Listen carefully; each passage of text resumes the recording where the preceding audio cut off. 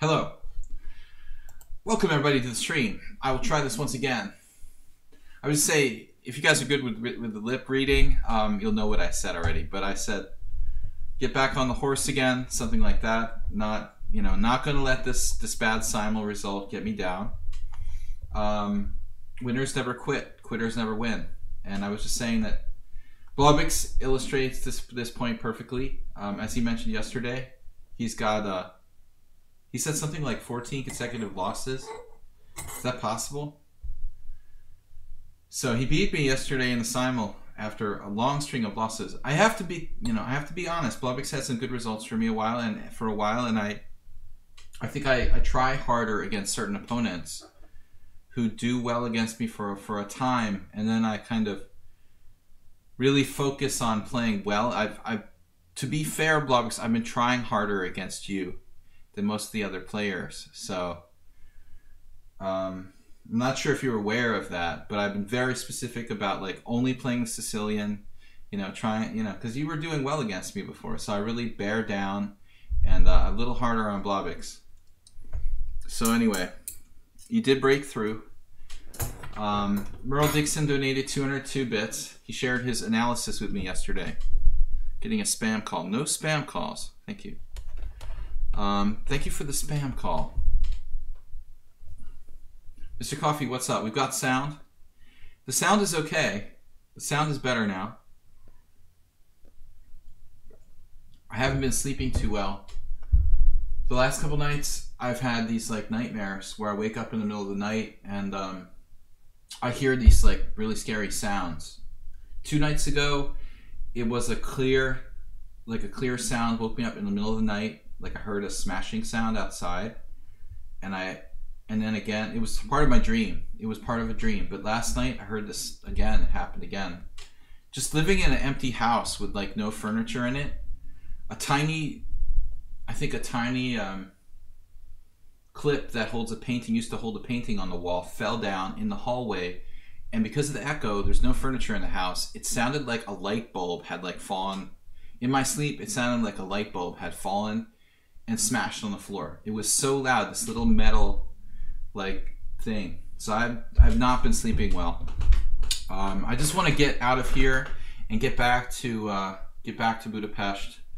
And I think once I get back to Budapest next month, a lot of things will improve. The stream will be one of them. So I realize that there's lots of things we can do to make the stream better, but I just want you guys to know that I'm going to do that. Back to civilization. WJ Loof. Mr. Coffee has been very, very faithful supporting the stream. Simul took a lot out of me yesterday. I never had a losing Simul, I don't think. So I did a lot of soul searching. And I was very angry yesterday. We'll have a nice relaxing blitz session here today. Blobix is up first. Okay. Blobix is up first. But I do not take it easy on Blobix. The rest of you, I take it easy on you, on all of you, but not Blobix. I expect more. The titled player. Okay. You missed the losing simul game. Rufus and Doofus donated 1 bit, and WJ Loof donated 100. I want to thank all of you. And JCS was back. That was the highlight of yesterday. Even though it was kind of a negative stream for me. That was a really surprising positive to take away from yesterday. Blobix playing like my friend Kosic likes this. I think Carlson has played this as well. Just exchanging on D2 right away. Bishop takes D2 check. So we can take with the knight. I think queen takes is theoretically the favored move here. We've had a couple of these already, right, Blobix? I'm not that enthused. I lost against Kosic when I played queen takes D2. I actually recommend this for black. It's not a bad line. I can't remember now, Blobby. Did I play both these moves against you?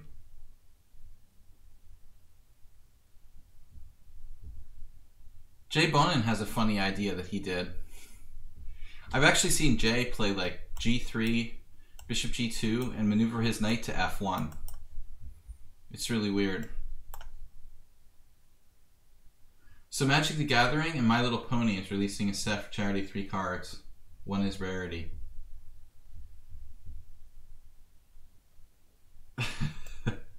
I get a lot of hard times about the pony references here. So do we do a Jay Bonin and play knight f1? Technically, I'm supposed to play, like I told you guys, I'm supposed to play queen takes d2. But I'm not sure I've had very good results against Blubbox there either. If I had any guts, I would play, you know, if I had any guts, I would play like knight c3 instead of knight f3. The Nimzo is hard to play against. Harder. It requires more preparation. Let's see. The Jay Bonin attack. Let's try it. This is for you, Jay. One of the US Chess Federation's most active players in the last... Blubbox just completely didn't care. Just goes there. Alright. Let's try it. The Bonin knight. Maneuvering like Steinitz in the Bogo Indian. Knight f1, knight e3. Probably does absolutely nothing. I'm not sure that Jay did it in this exact position. Move 11, thanks for subscribing. Mr. Coffee's a beverage moderator. WJ Loop's working with lesbian, gay, bi youth. And you've seen every episode of what? I don't even know what you guys are talking about. Every episode of what? Of My Little Pony?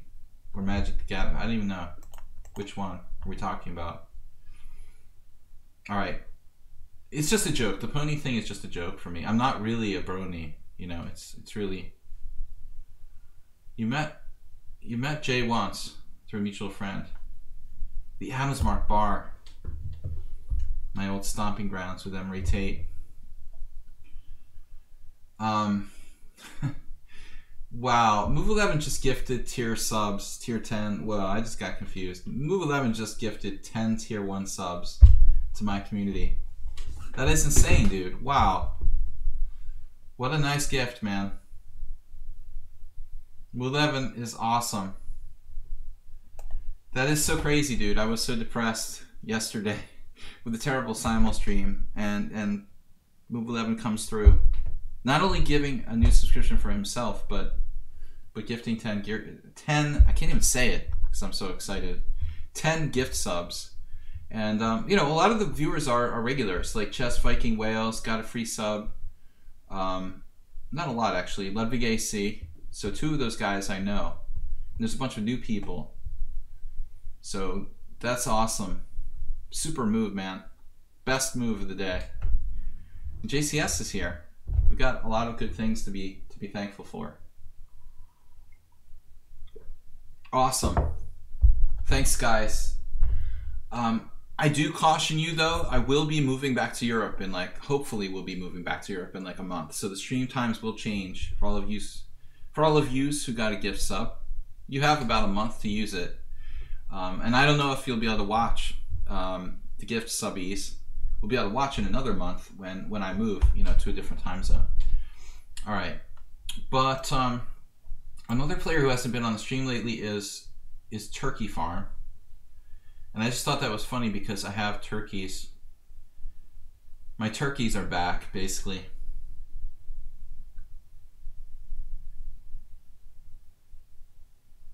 Do we go for c5 here?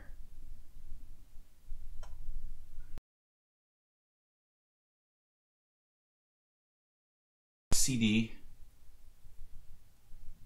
Pawn takes f3, pawn takes e7, pawn takes e2, pawn takes d8. That's kind of messed up. If c5, dc, knight takes e5, knight takes d5, looks a little bit problematic. Then I have knight takes f7. Let's go for it. I like to calculate stuff out without just... rather than just playing stuff on intuition, because this is a time, you know, where we have an increment. The stream time in Europe, I'll go back to probably like you know, late mornings. Well, a combination of late mornings and a combination of late mornings and evenings. I usually alternate them. See hold again, because I want, when I stream for Europe, morning's not optimal, but I want some of the streams to be at a time when like the Western players can actually at least watch a little bit, you know. So I try to kind of compromise a tiny bit. I know what he's up to. He likes knight h4 primarily. That's his favorite maneuver. Actually, do I have knight c4?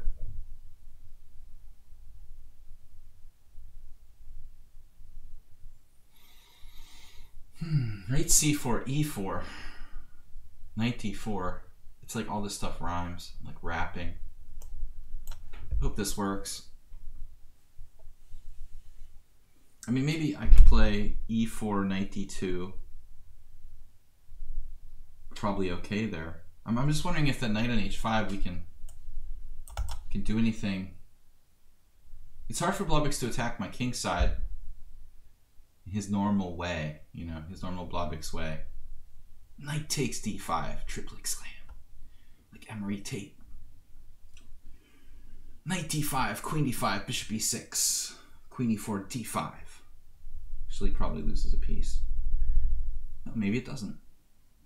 Maybe it doesn't. Maybe it's playable. Think about it, Blobix, for a while. Move 11, thank you. 10 gift subs. That's like the most gift subs we ever had at once. I think Hikaru donated 5 once, but 10 is definitely our record. Very generous, sir. E4. Go for it. Do the impossible.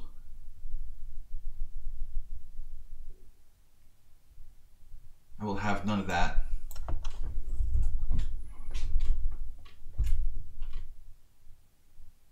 Well, now we're going to have to make a decision.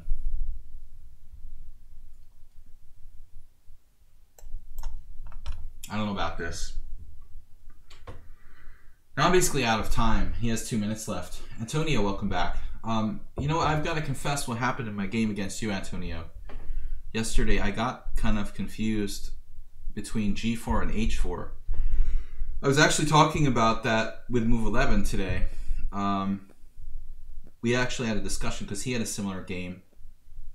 And during the simul last night, I started to confuse the variations with h4, h6, g4, and the immediate g4. You know, so I think that was what was going on with me yesterday. Getting confused between very similar lines. You know? You know what I mean? I was thinking you're playing h4, g4, and thinking about those variations, which are more common, you know? I'll just keep saying, you know. Stabilization of position. G4, H4, H5 is a must. I'm not sure. You're talking about H4, G4? It's almost like Laurel and Hardy now. It's like G4, H4, H4, G4. Which line are we talking about, guys? Too confusing to talk about it. I give up. Not while I have 20 seconds left.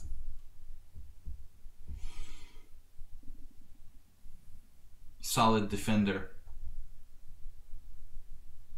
Wow, B5. What a spirited move. Spirited move from a spirited player.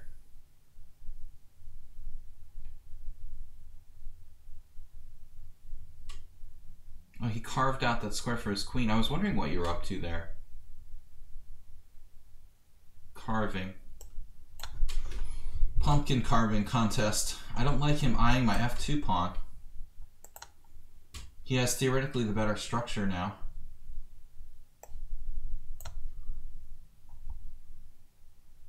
And more time. He's played a great game. All around good game by Blobix. He's got the better pawn structure. My pawn is fixed on the white square. Pressure against f2. I mean, maybe I should just exchange rooks on c8, but I didn't want to give him the file.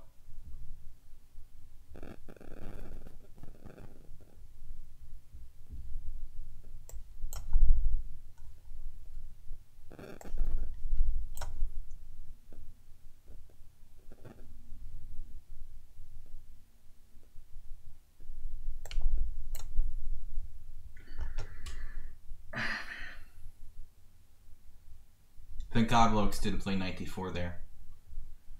Dude, if you play knight d4, you're just like all over me. He's giving me a draw, basically. He was just very nice. Gave me a draw. I blundered. I blundered here.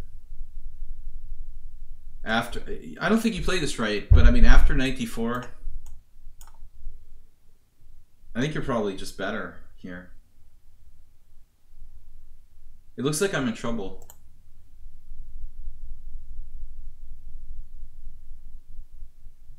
I'm getting pessimistic in my old age. I would resign this position in the simul probably. The computer says it's equal, but I'm like 0.001 worse and just willing to resign. But I still think this totally makes sense. You know, he's got the bishop, the rook on the f file, queen coming down, the knight on d4. It's kind of surprising to me that white isn't worse in this position. So when Blaubeck exchanges knights on e3, I'm just breathing a sigh of relief here, and it's a draw. Black theoretically better with the one white pawn stuck on d5.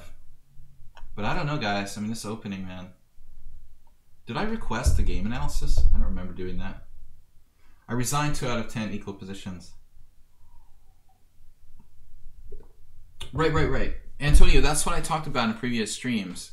A separate system of evaluation for positions where you're actually taking the playability, you know, how easy it is to play the position into consideration. If you take that position after knight d4, right, and you made 10 grandmasters play this position out in over-the-board conditions, black is going to probably score a little better than white here, even though the computer says it's equal. Both sides, 15 cent pawn loss versus 14 cent pawn loss. Blaubeck gets the win with slightly 1 cent pawn loss better than me. All right, Morales, I'm ready for you this time. I gotta stop playing the Caro-Kann against you, first of all. I don't know why I do that. It's really weird. I have certain players who I play, like against Blaubeck, I'm intentionally playing the Sicilian. But there are a number of players who I continually play the same thing over and over again, and I'm not really sure it's just a coincidence. Every time Morales pops up with white against me in a simul for some reason, I just always play the Caro-Kann lately. I play it occasionally, but I don't. It's not like my main defense. I don't know why. I get bored of the Grand Prix attack, so. But I'm not afraid of the Grand Prix attack. You've played it against me a lot. I have some systems worked out against it. The bayonet is a big cheapo. The bayonet. What do you mean, Jim, by the bayonet? Which bayonet? That g4 that he played against me? Astrobate is lurking on a Monday. Lurking, it's like, what was the guy in the Dr. Seuss story? Oh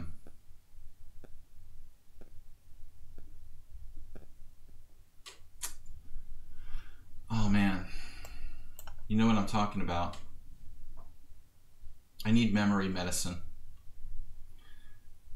The Lorax, thank you, Move 11. You can read my mind. The Lorax. If I need some info, lurking in your lurkum. So Morales with Queen D7, so it's like a reversed sort of.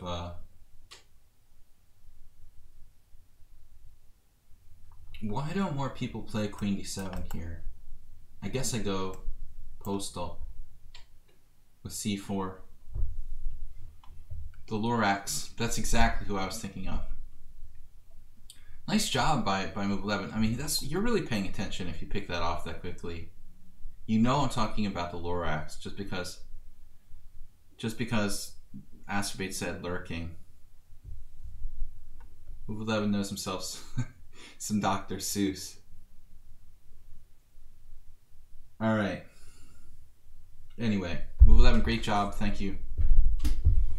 10 gift subs to the stream. Merle Dixon, WJ Loof, and Rufus Doofus supporting the stream with donations today. Let's try to keep a positive vibe.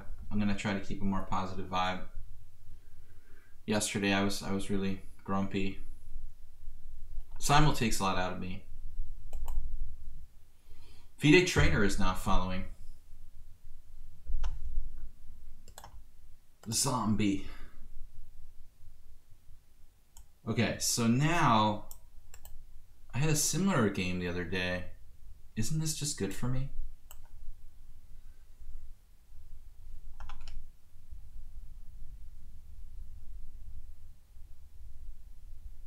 Memory medicine, time machine. I mean, I've met various people who are claiming like different kind of herbal supplements really improve their recall and stuff, and I don't know if I believe it or not.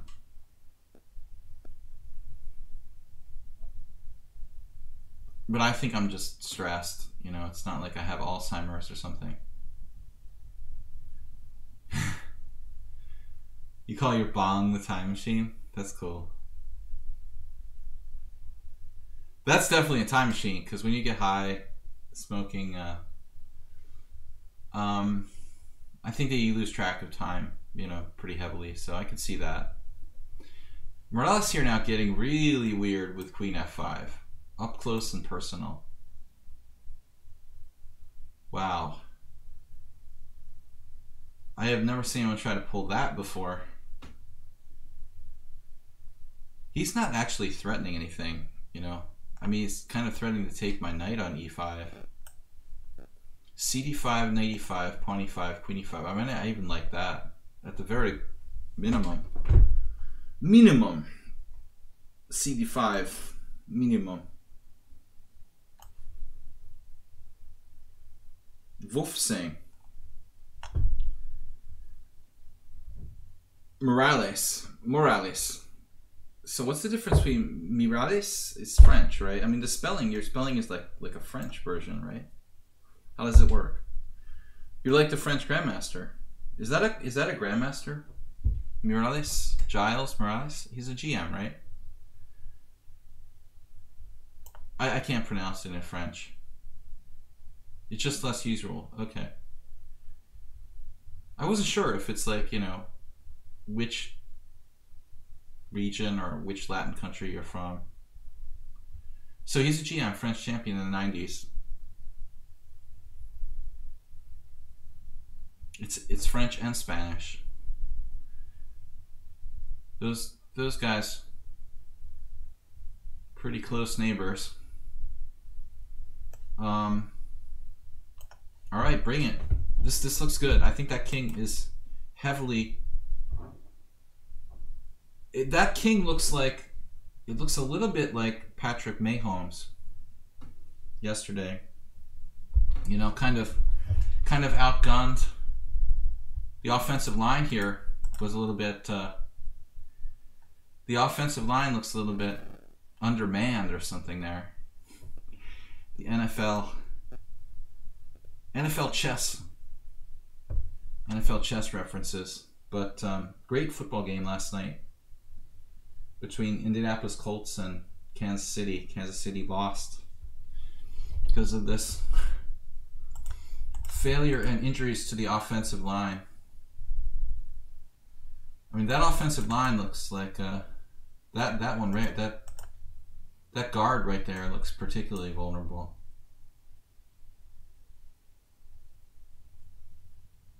I'm in the United States. I'm talking about NFL football. It's a dead giveaway. Trying to watch NFL football in Hungary is a disaster. You have to like stay up till 3 in the morning to find out, you know, what's going to happen. It's a nightmare. But I'm going to go back. Cosmos, not that kind of football. No, I mean like, you know, American rugby. Whatever you would have called it. E5. I knew you'd see it your way. This is so good for me. I could play G4 here. Or just take en passant. the raging attack. Oh my god, he's got what? Bishop? You're gonna do like bishop c6? No way.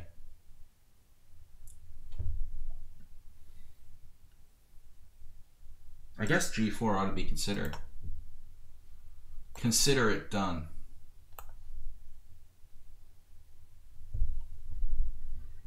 Consider it done. Because he has this amazing move, guys. If you take en passant, he's seriously going to play bishop c6 and like win a piece or my queen. Still, I feel like there's something there for white, but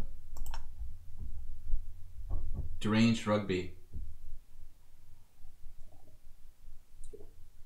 Anyway, nothing like a good game where the score is close in any kind of sport.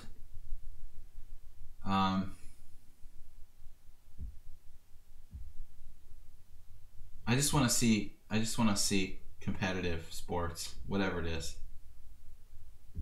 I hate when it's like a lopsided game.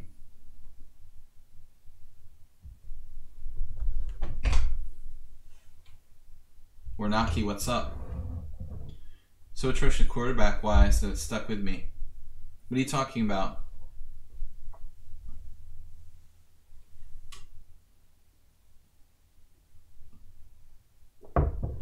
I think my problem is that I haven't been drinking enough beer lately. So we're going to try to get back to more of that and the important things in life. I hate when it's a lopsided game, as long as it doesn't involve me. Except when it involves me, Bob. Bob, this is our last stream. We're basically going to retire from streaming after this, after today. So I want to thank you for being one of our most faithful followers. Move 11 donated 10 gift subs for my last stream, which is kind of cool.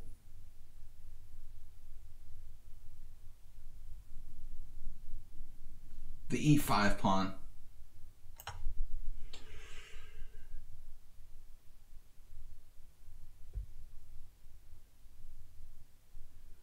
Snap, crackle, punch,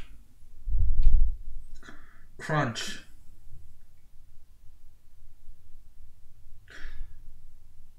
Yeah, I couldn't take it after yesterday, Bob. But I couldn't just, quit, without saying goodbye to you guys.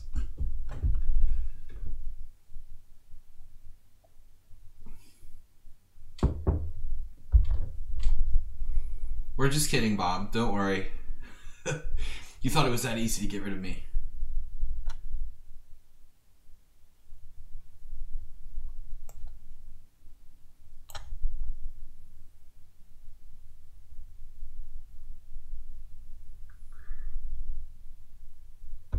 Bob was... we had him gone a little bit there. He thought it could be possible. It was within the realm of possibility.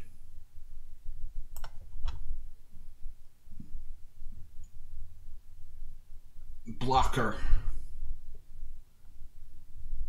The ultra-violent attack of everything. I've never seen Morales actually short of time before. I don't remember the last time he had less time than me. I think he's just being nice to me this game because he beat me so bad yesterday, and he knows that I was on the verge of God only knows what. Me. Astrobate, this one's for you. This bud's for you.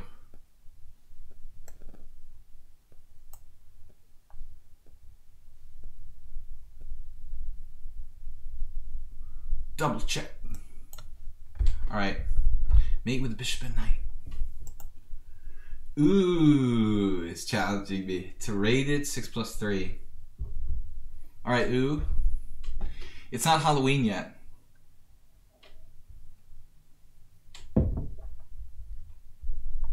Nice, mate. Ooh. Ooh, as like, let's see. Blitz rating 1900, 2000. It must be like whatever's. It looks like it's like whatever's Halloween account or something. Anyway, they should know that I don't play rated.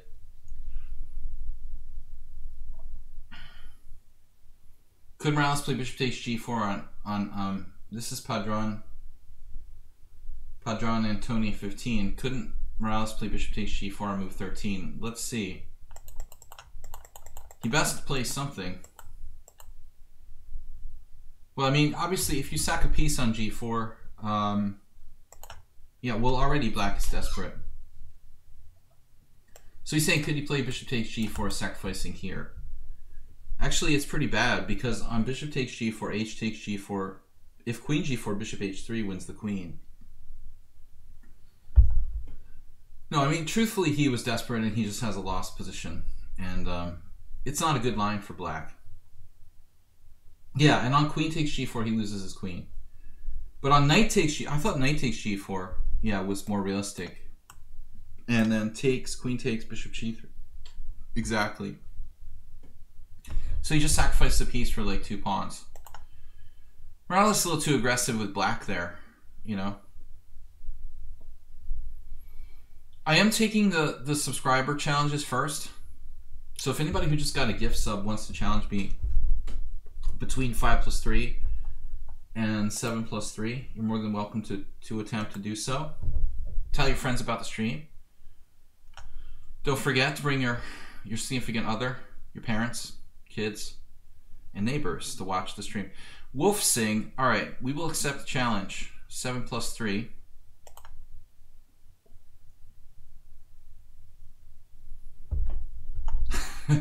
$17-1. And there are 2 draws. You have Asterbait beat on the draw department. Asterbait has like how many games now with no draws? It's like got to be the all-time no draw record. Are kids and girls welcome? Everybody's welcome. You know that. I try to keep it, you know, PG or teen, maybe like PG-13. I don't know. I'm not R-rated like some streamers, but I also don't like to. I don't want to have like a G-rated stream, so I don't want to be like overly. You know, again, we're allowed to be have a little bit of fun. We're not going to be like catering to little kids. I was actually talking today, Blobix, about how like the U.S. Chess Federation only like focuses on attracting little kids to play in tournaments. And now if you go to tournaments, the only people that play are little kids. So adults are slowly like not playing in chess tournaments practically at all. I mean, I have students who are adults, they go to play in a tournament and they play like not to hate on little kids, but I'm just saying, like, when I grew up playing chess, it was a mix of like adults and children, and now it's just children and there's no adults playing anymore. And it's like they really need to do something to get, you know, to get people, and it's just not in the United States, but in general, to appeal to adults to play as well. I mean, it's just ridiculous. You know, I didn't even want to go to a tournament because I'm going to play like 5 little kids in every tournament that I play. And I was saying to somebody that the thing is, nothing against kids, because I teach kids sometimes, but chess is supposed to be for everybody, not just for children. I don't want to feel like I'm going to a chess tournament and I'm like competing in like a scholastic tournament. You know, I mean, that's like the last time I played a couple big tournaments, I was older than almost all my opponents. I had the one Zalakaros Open 2 years ago where the oldest player I played was like 29. And he was the only one over 20, I think. I had like 8 opponents who were 20 or under, the majority of them under 15, and like 1 opponent who was like 29. Yeah, we need chess tournaments with booze, better venues, open bar. Yeah, we should just hold all tournaments in casinos. Actually, what happens at the National Open? National Open. What about those tournaments that are like the North American Open, National Open? How? I guess little kids are allowed in the casino, right? So this is a bad opening for Wolf Sing. Plenty of adults in the lower sections. I wouldn't say it's plenty, man. I don't know, you know. There are some HTFP. But, plenty, I mean, you'd see a big difference if you went back in time like 30 years or something. Yeah, because all the little kids are in the open section. I understand what you're saying, HDFP. Like, the open section consists of like, you know, kids between the age of 9 and 15 who are all like 2,000 plus. But, yeah, I don't know. I just want to hate on kids. No. Blubix asked if kids are welcome to, of course. At least the club games, you don't see children on. Yeah, I mean, actually, that's true. Like, I play in my club, and we have, like, one junior player. Like, most of the clubs in Hungary, you know, the clubs, like, have to have a junior player. That's the rule. I think in the first division, they have to have a woman player. But in the second and lower divisions, like, the woman player isn't mandatory. Yeah, but it's interesting. Totally different scene, like, in Hungary versus the US in terms of like chess tournaments. Well, Blubix, I mean, to be fair with you, you know, you have more of an old school kind of old world culture there, and the French culture, you know, chess has been a big scene, I think, in France since, you know, the cafe chess scene since what, like the 1800s. It's like ingrained in the culture, so I mean, but I would wonder about the tournaments. No, I don't think too many countries have abandoned, you know, adult players the way the U.S. Chess Federation has.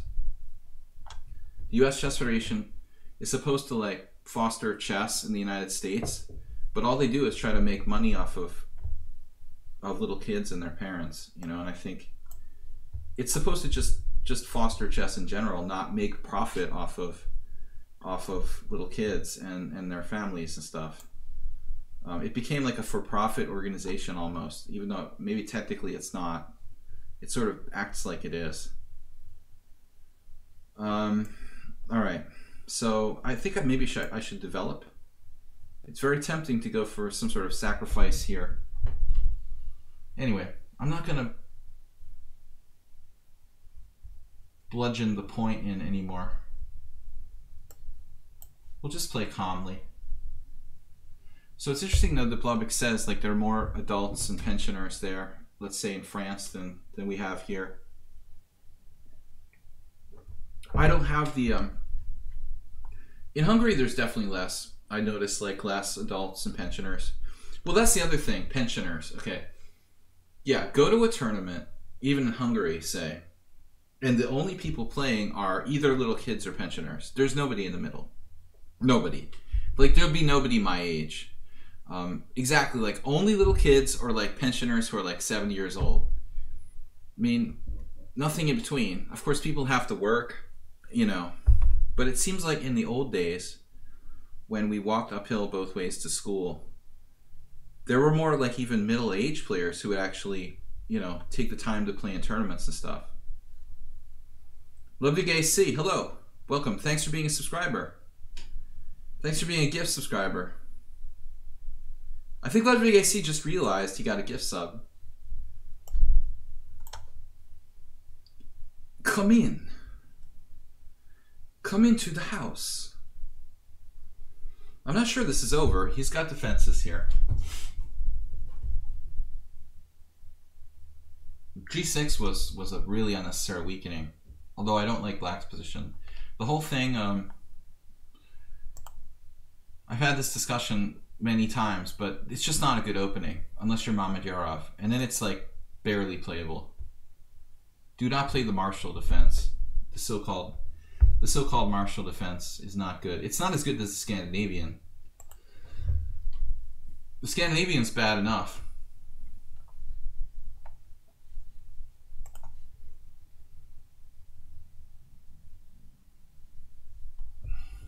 Get what you pay for, Bob. I know you wanted to take lessons with me. I'm sorry. I've been so busy. You know, I'd really like to help you. I've been turning people away for private lessons because I'm so busy.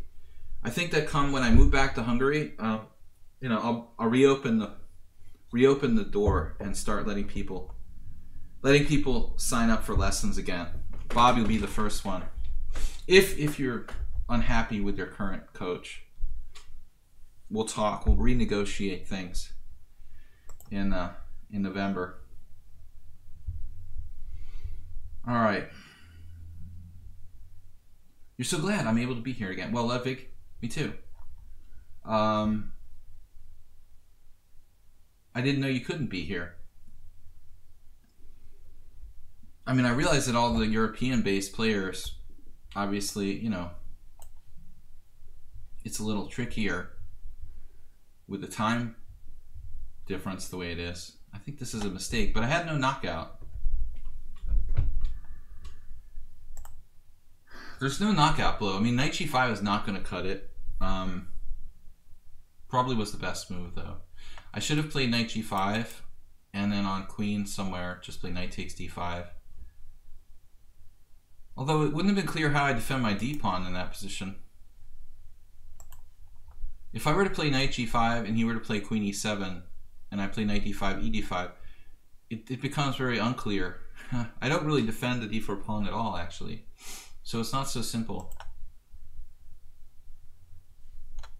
You'd be so jealous. I'd be proud of you, man.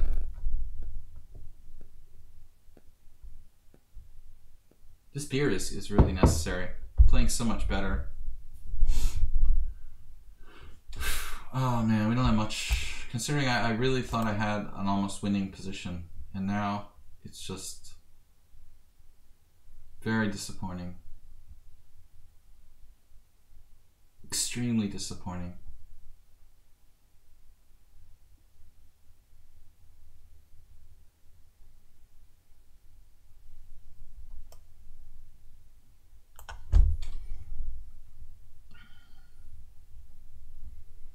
Like, slight advantage to white is all I've got here. He might even have like an exchange sacrifice or something later on. Okay, in general, you shouldn't trade queens in a position like this. Move 11 with the 500 cheer. Saving the day. Maybe knight g5 and bishop c4. Interesting idea. Move 11 shared rewards to 10 others in chat. 500 bits. Move 11 saved our week. Alright guys, so let's just play an endgame. We're slightly better. I think the exchange sacrifice is interesting.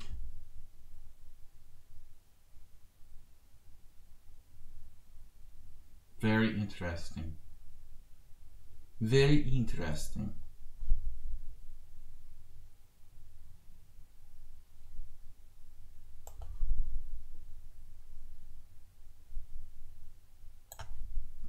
You could go ahead and do a positional rook exchange sacrifice here.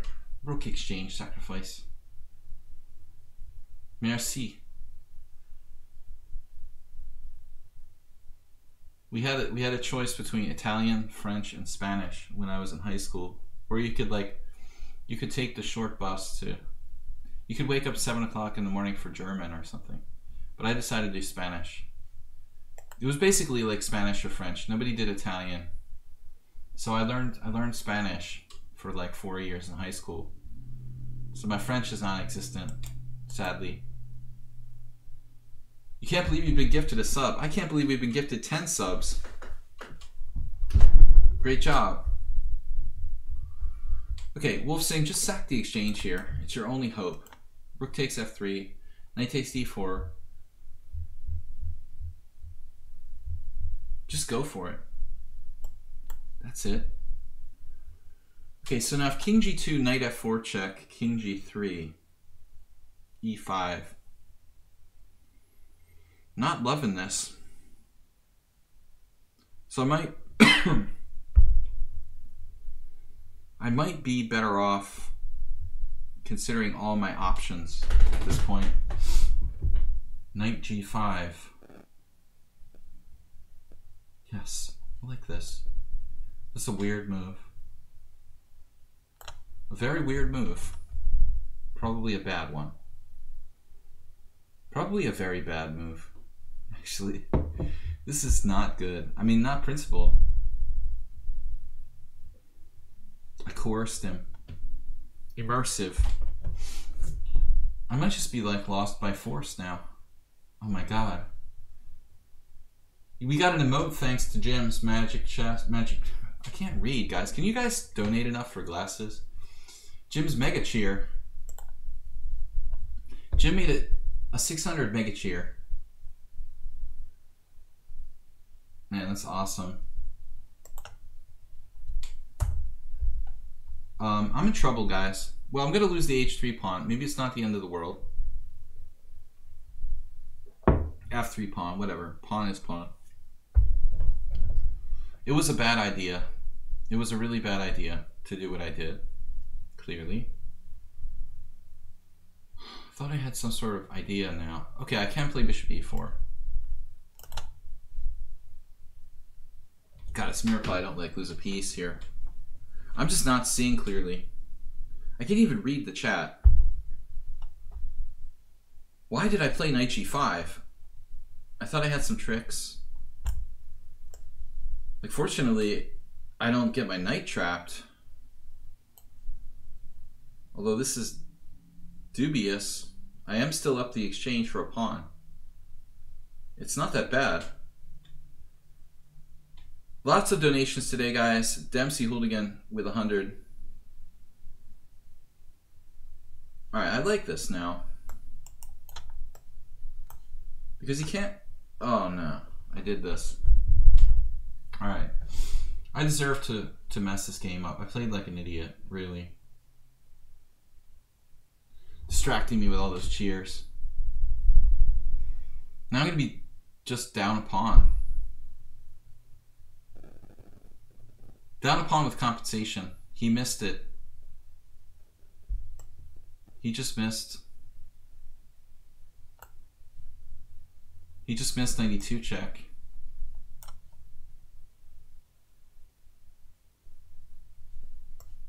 I still had some compensation. But now he's coming under a withering attack.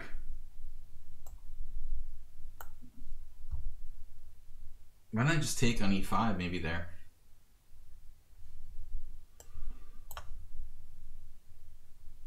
Yeah, he just won the exchange and he would have been totally in the game again. Look at that. 92 check.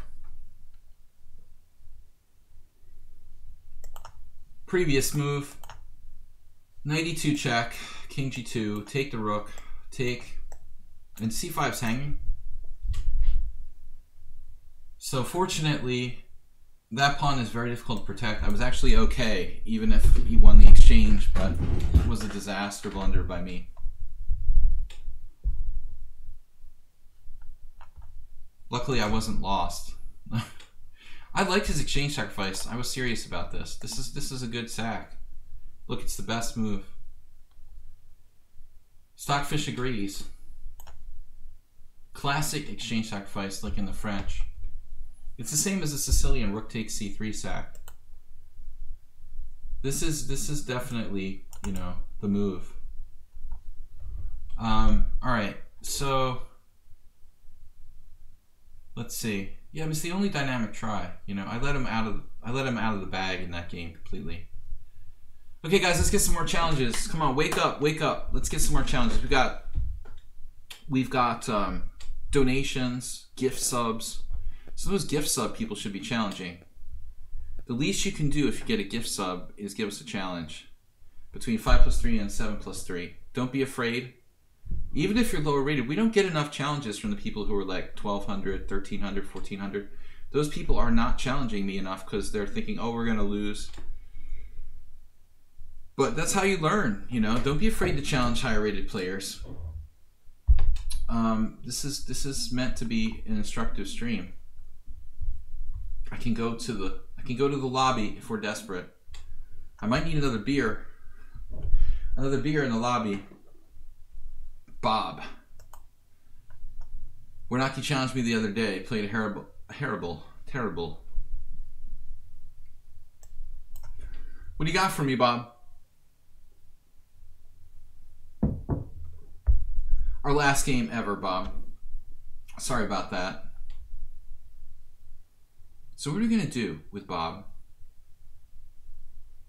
You have to try to take Bob out of his normal zone. I don't know. I'm not a closed Sicilian kind of guy. I can't do it.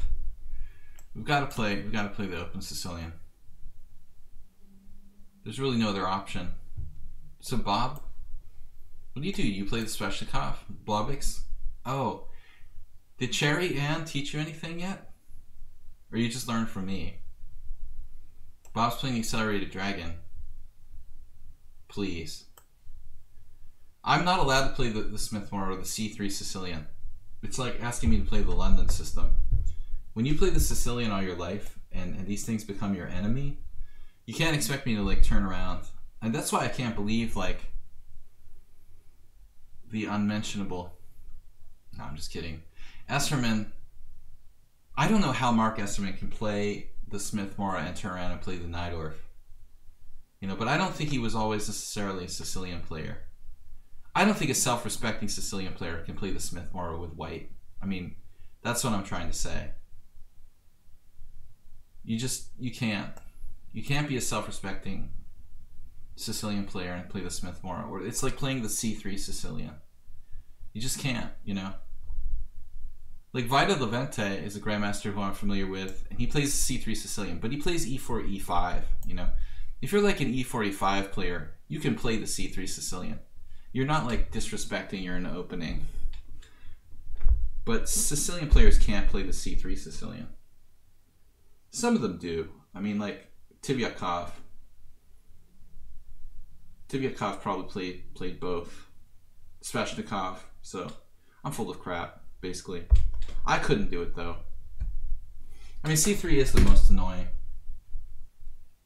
But the thing with Sveshnikov is that, you know, he really like, I think he really like believed the C3 is white's best move.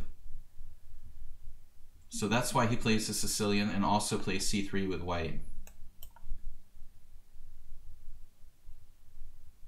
You got Discord. At least you got Discord. We do have Discord, Pub Sladgie. I haven't been on the Pub Sladgie in a while. Things have been a little bit tough on the home front. Hard to sleep with the empty house here. Having nightmares. I'm scared to be alone. Bob's playing the Oigel. I busted the Oigel at least once or twice. The last time was in a Hungarian Team Championship a couple years ago, totally unprepared.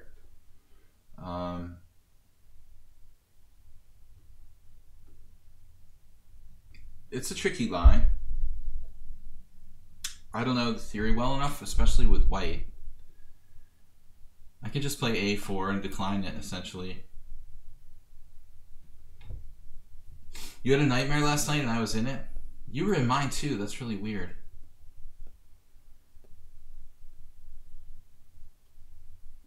I just need more beer. I know. That's my biggest problem lately. I haven't been drinking enough beer. I realize that's why I was in such a bad mood during yesterday's stream. I only drank like half my beer.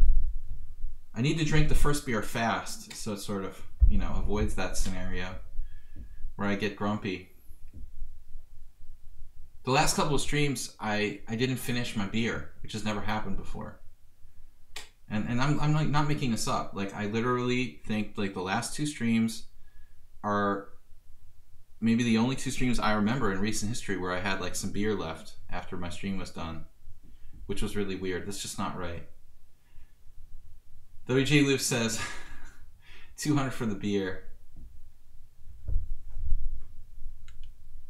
It sounds a lot like alcoholism. I've been there, Bob, and it's not even close. Alcoholism, that's, yeah. That's when we start drinking 3 bottles of wine a day. I guess it's all relative, though. I don't want to joke about it. I mean, it's a very serious thing. And I am not going to trivialize the danger, but I'm the master of relative self-control. Sometimes I drink a little too much. I get chatty when I drink too much. Poker night, sometimes they have to shut me up. I start talking too much. I've actually noticed this. It happens to me sometimes since I started streaming. There's sometimes when I'm in a good mood, I start talking too much. I hate when people talk too much, especially when we're playing poker. And I realized that I was actually doing it at times too. It's annoying when one person's just talking, you know, but I think like doing the stream and these like monologues, it made it worse. It made me talk too much. Chess is more dangerous. Yeah, talking while you're playing. Has anybody here ever had an opponent who really like talks while they're playing? You know those old guys? Sometimes you'll play like a club opponent, like Blobix was talking about, one of those really old, like, pensioner style, you know, informal 70-year-old. Yeah, they do that. Uber driver knows Fura. Robert Fura was a national expert. I don't know if he's still alive, probably. Hopefully. Funny guy. I never really noticed Fura would talk. That's interesting. Once in a while you get those opponents who say things. I'm trying to think if I ever said anything other than something I'm supposed to say. Maybe like if it was a joke, there was something funny that happened. Jerry was incredible. Uber driver mentioning like people here in my region in New England. Jerry definitely talked, but he also like cried and screamed. And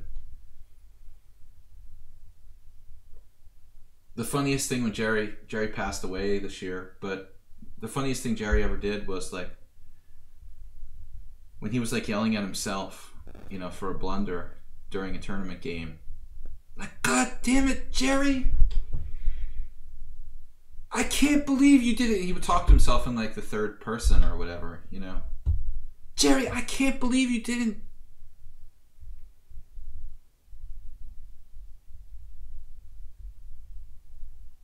And people who didn't know who he was would think, you know, he was entirely crazy. I mean, the truth was he was a little crazy, but not completely. Spassky says something like your last chance after a draw proposal. I mean, I think a lot of the old school guys, I heard a story like, okay, of course in the old romantic era, like there probably was some talk. I mean, like Bronstein relates a story in 200 Open Games where Dosudmirsky had some incident where he went crazy because like Spassky, well, Bronstein refused to accept the King's Gambit, or I think it was like Dosudmirsky wanted to play the King's Gambit, but Bronstein wouldn't take it. He wouldn't play like e takes f4 or something like that. And Dosudmirsky went crazy and he started like talking. So Bronstein actually took the move back. The arbiters were freaking out. It's not exactly just about talking. He actually wanted him to take the move back and change his move to accepting the King's Gambit or something. Yeah, that's the famous story, right? Nimzovich. A lot of authors use that. That's funny that you mentioned that, WJ Loof. I read somewhere a guy here in New England described the game he played against me, a national expert. Tim Hankey had a game against me where he wrote something like, I was thinking that during the game, you know. Alright, Bob just lost a piece. When it gets tactical, Bob starts to slide. But Bob has a good kind of natural sense. remember, Bob, Halloween is coming up, okay? Don't take candy from strangers, and don't forget to check your candy for poison. So, what are you going to go trick-or-treating as? Alright, we're in a good mood today. Azrim challenged me to 5+1, but 5+1 is no fun. That's not enough time to chat. Azrim, if you'd like to re-challenge me to 5+3, I'd be happy to accept your challenge. Even though you have just barely enough games. Re-challenge me to 5+3.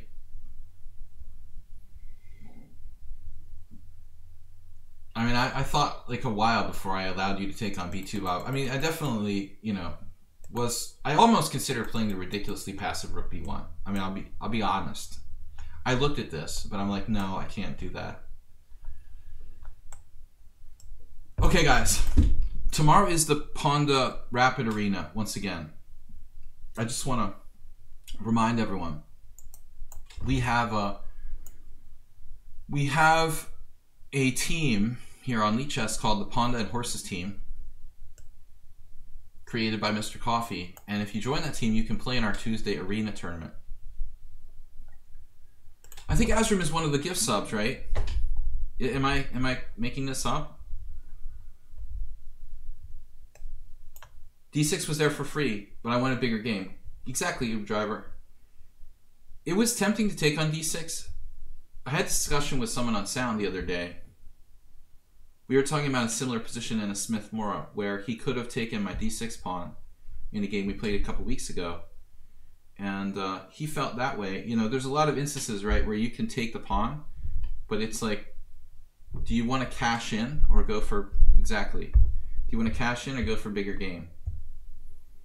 I could have taken on D6, but I thought my initiative was worth more. Very true.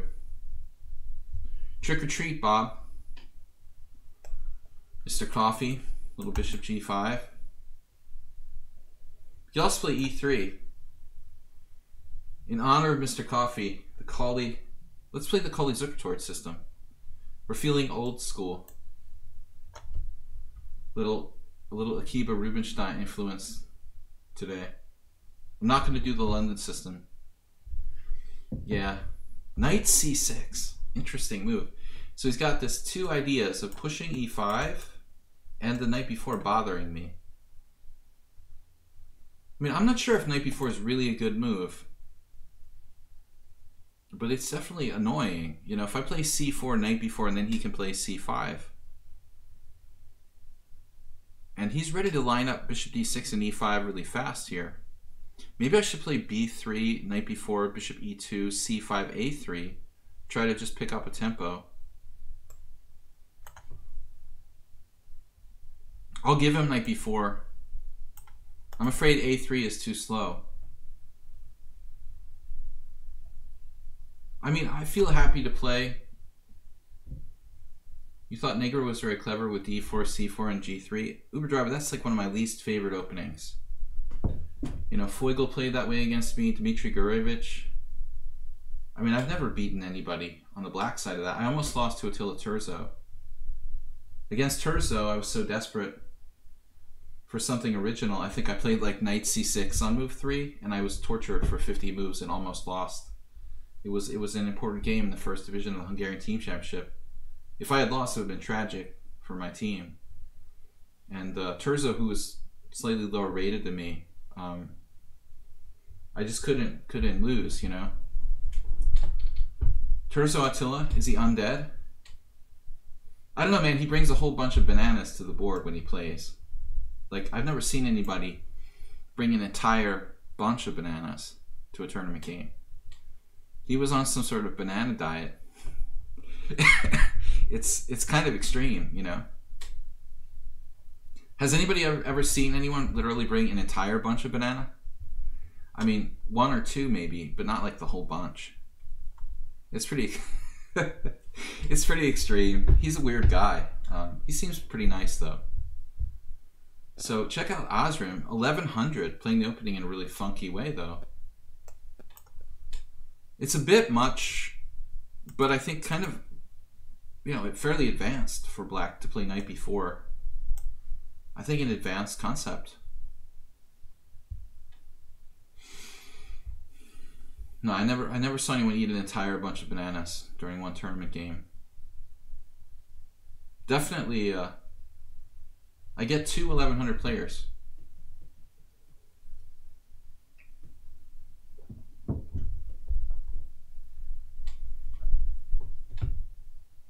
Harry Lyman used to say there's value in knowing what not to do.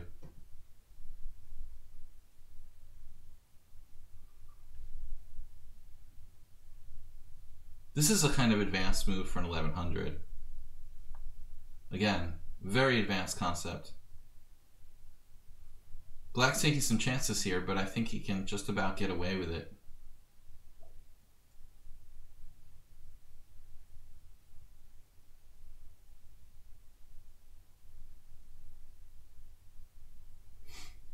And I'm looking at like 95.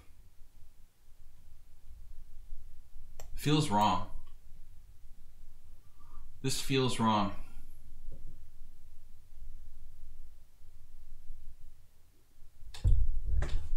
JCS said he would totally bring a whole bunch of bananas. You and Terzo would get along. I mean, I'm not saying I'm not judging it. It's just I never saw it happen, you know, in all my days as my 30+ years as a tournament chess player. I had never seen anyone until Terzo bring an entire bunch of bananas to the board. I guess he walked by the vegetable store on the way to the tournament hall. I'm not sure. It does have a threat. So check this out. I would call it a cheapo more than a threat. It's dangerous to eat an entire bunch of bananas. Could be dangerous, potentially life-threatening. It's like drinking too much water.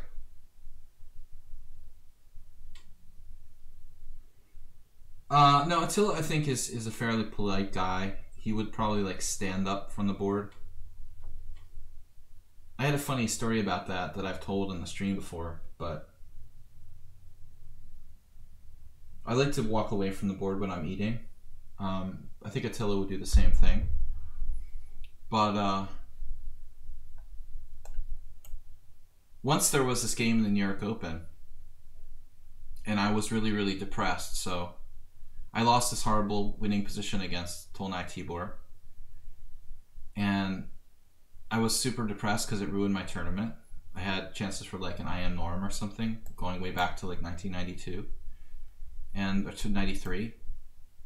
So I was really depressed, and my roommate, who was a pot dealer, happened to be, not my roommate, I didn't have a room. I was just like staying with some people, and one of them happened to be a drug dealer. So he's like, hey man, why don't you come up and get high in the room? So I was like, well, I have nothing to lose. Anyway, my tournament is like ruined. So I went up, we got stoned, and I came back down to the tournament hall, and I was really like transfixed with all these interesting games. And I was just walking around kind of stoned, and I saw this one position with where Jay Bonin was playing. I've told this story before, so I'm sure at least one of you has heard it before. But I saw this one position where Jay Bonin was playing some master, and it was weird because Jay was not there at all, and the other guy was like standing there eating a banana.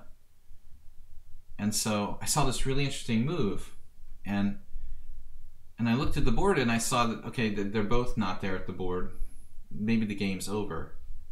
So in my like stone delirium, I like just thought the game was over without any real justification. Like I didn't look at the clock, just there was nobody there at the board, and the guy was sitting there eating the banana. So I thought they had just like completed the game, you know.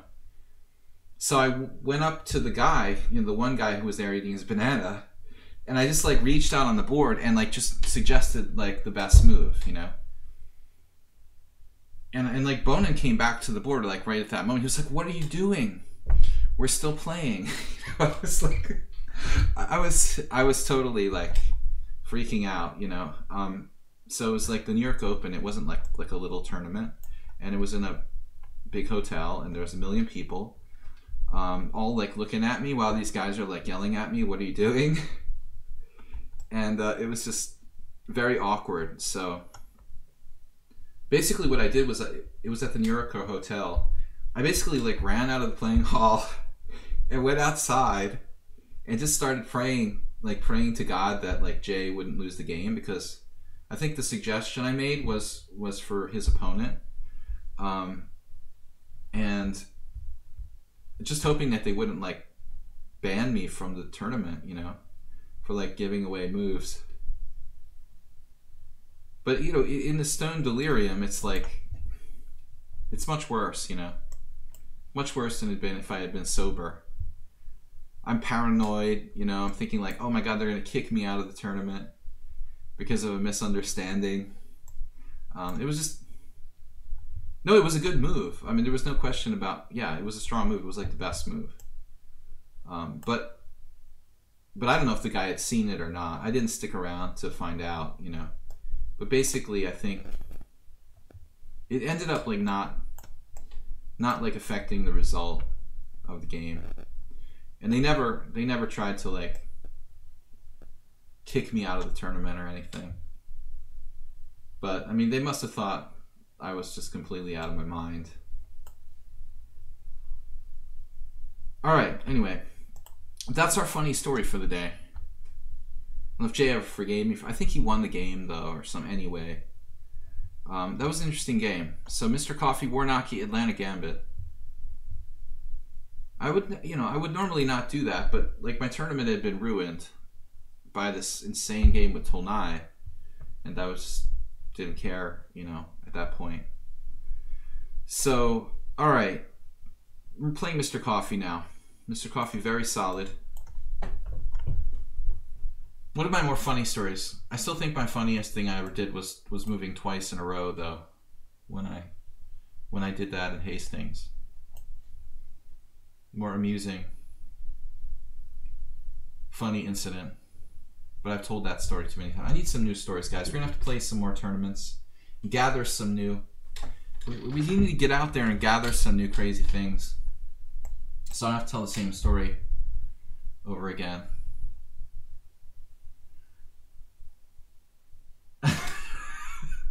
Bob, are you just making that up? The peeing in the bottle thing? The MC hooligan, my dad was a traveling salesman, so peeing in a bottle was like standard procedure. That's standard procedure when you're like a traveling salesman. You gotta have a bottle in the car. Maybe that guy was traveling salesman as well. That's really funny. But anyway, we'll leave that up in the air for now.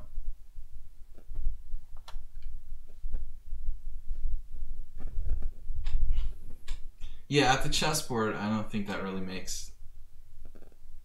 Maybe the bathroom was just really far. I mean, you could probably get arrested for that in some places.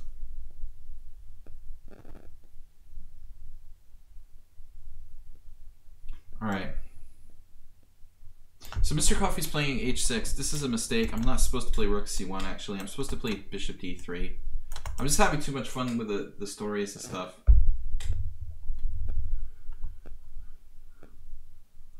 Okay, c5 I'm not sure about. This is some kind of Kramnik thing.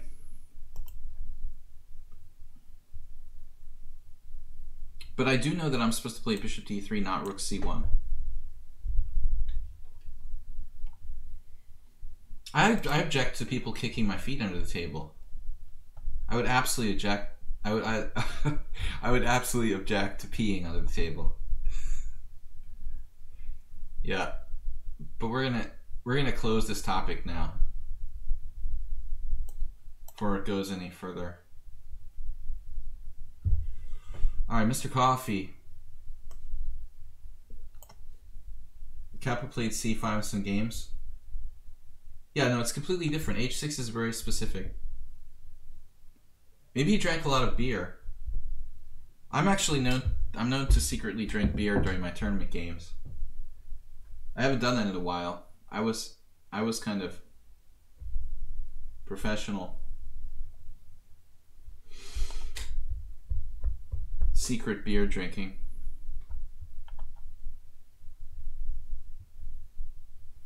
I told the story I used to sneak into the smoking room. Well, I didn't sneak. I mean, I would just go in the smoking room. Even though I quit smoking, I would go in the smoking room to drink beer. The old days when we still had a smoking room at the Hungarian Chess Federation. It was the beer room. It became the beer room for me. Had to do something after quitting smoking, you know. It was just not, you know, it was just no fun anymore. So smoking is somewhat taboo, but not like here. But they did, you know, because of the European Union, I mean, you're not allowed to smoke openly like in restaurants and bars. Outside smoking is okay though, you know, so you can go to open air pubs and stuff like that and everyone can still smoke. There's not the taboo, the exaggerated taboo that we have here in the United States, Bob. The Ghost of Floor, one of my favorite players.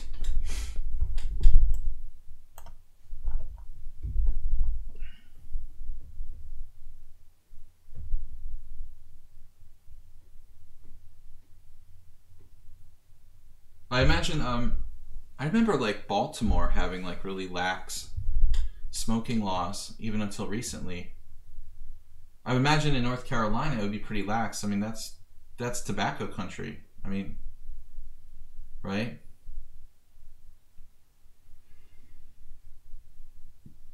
I was surprised when we went to Foxwoods and Weedmaster could smoke in the hotel because it's like an Indian reservation.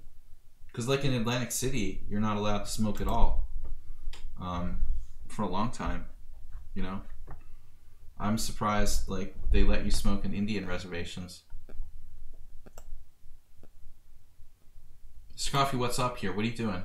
D takes C5. A6, stopping bishop B5. It's a defensive move. Or he's just getting his queenside mojo on.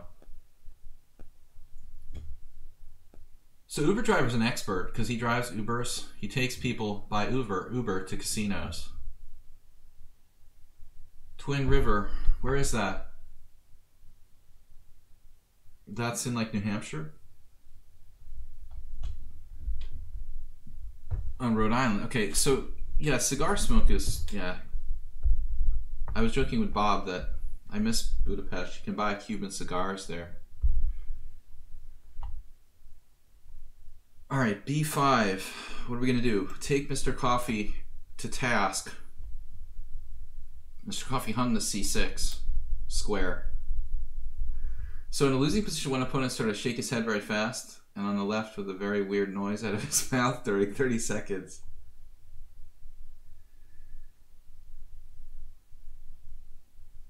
This is one of your opponents.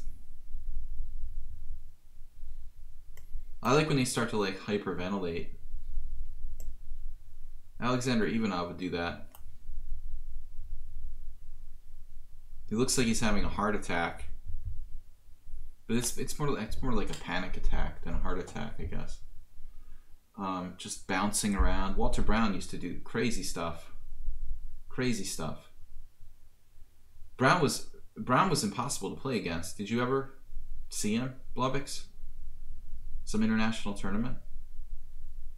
It's like bouncing around, jumping up and down, and in time pressure.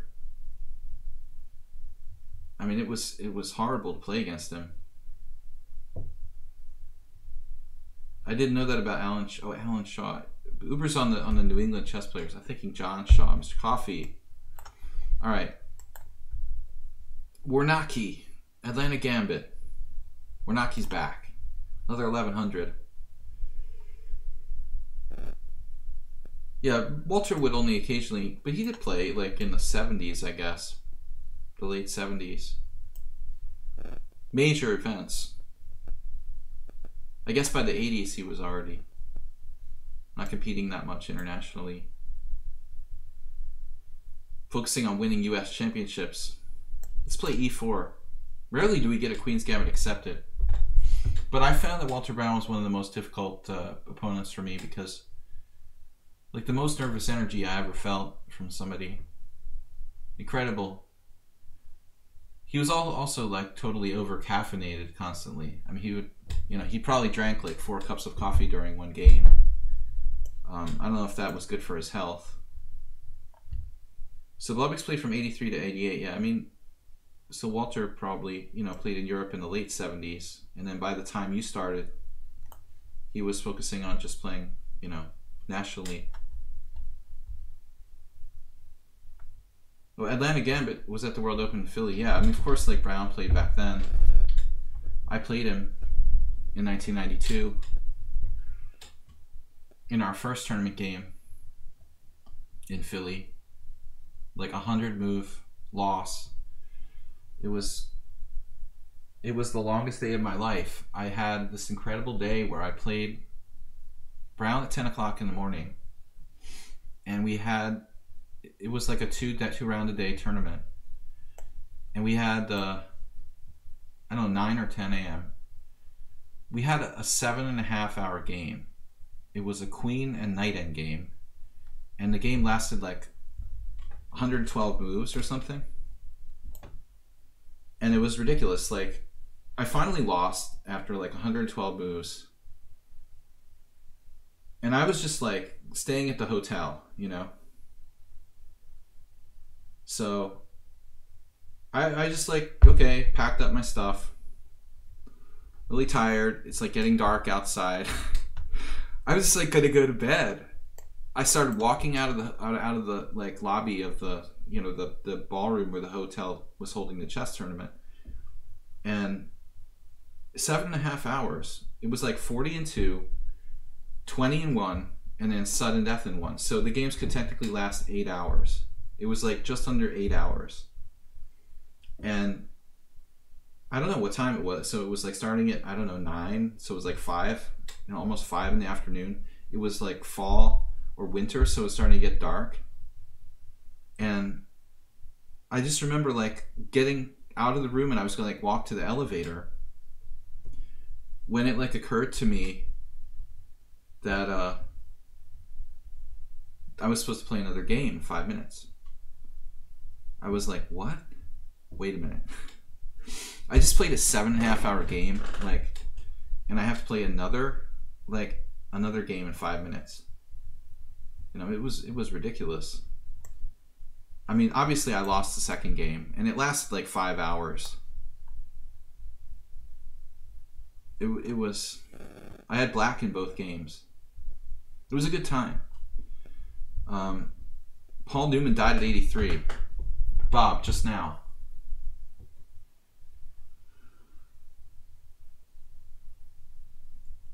This is like, what are we talking about?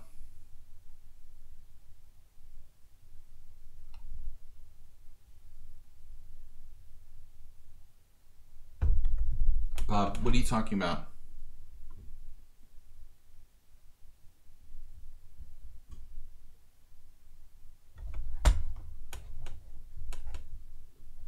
Sometimes life gives you black pieces. Warnaki, are you there? Is anyone home yet? This is almost as long as my game with Walter Brown. Okay. Gift. Who reminded you of an older version of Paul Newman? Me, Walter Brown? What are we talking about?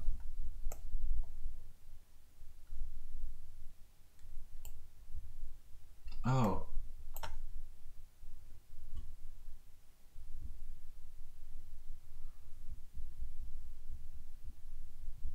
I like Walter, but he was a little egocentric. When you talk to him, like, because I had dinner with him on multiple occasions, like, it was really interesting, but he only wanted to talk about what he wanted to talk about. Like, you couldn't like change the conversation. and talk about what you wanted to talk about. You know what I mean? Like that's weird. But I liked him. I liked him. He was a good guy. Amazing chess player. No, Walter died, what, 2 years ago now. He was actually in the middle of a tournament in Vegas. And I know a guy who I was teaching who played him in that Blitz tournament right before he passed away. And my student, I think my student actually got a winning position against him. But then Brown swindled him. And that was like literally maybe one of his last, if not his last game of all time. One of his last games of all time. Funny. But sad. But anyway, I don't want to play any more tournaments where I have 12 hours of tournament play in one day. I think I'll pass. I mean, it wasn't that unusual, actually. You could have 2 6-hour games back to back. You know, in my case, it was like 7.5 and like a 5.5 hour game. It was probably like 13 hours.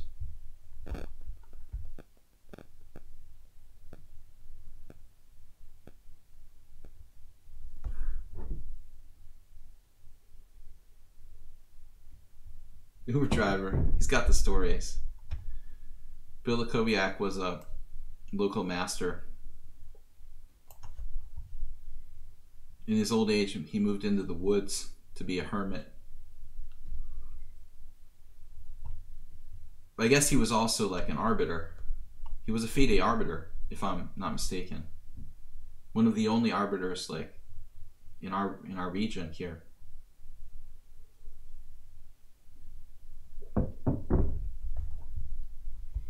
Yeah, I played Bill. We played Blitz. Probably. Not a lot. Warnaki. Too much material. This was a mistake by me. Or was it? No, that's fine. No mistake.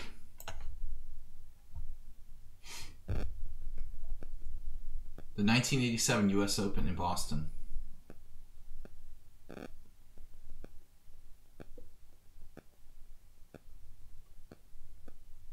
Which I did not play in. I was not living in Boston until 1990. Was it in Boston in 1987? Uber driver? Was it a different US Open? I couldn't remember if Boston was like 88. I thought it was like 88. Swiss Hotel, yeah. Swiss Hotel near Chinatown. I don't think that's there anymore. I just wasn't sure about the year, but I wasn't there, so I guess I should take his bishop on d7. I'm just feeling generous. Anyway. You know, because you're an Uber driver.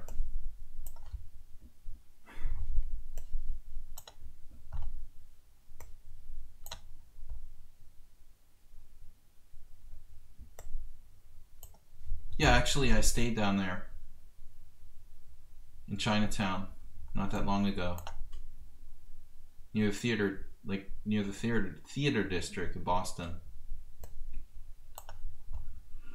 Okay, guys, girls, we have 45 minutes left in the stream. Quite a while to go. Which Paul Newman? There are multiples? There are multiples. I think you're done here. Stick a fork. Stick a fork in him. Okay, guys, don't forget to bring your friends and family to the stream. Our viewer numbers are down, but our support is not. We've had very generous donations, very generous gift subs. All right. Force your family to watch. Good attempt, Warnaki.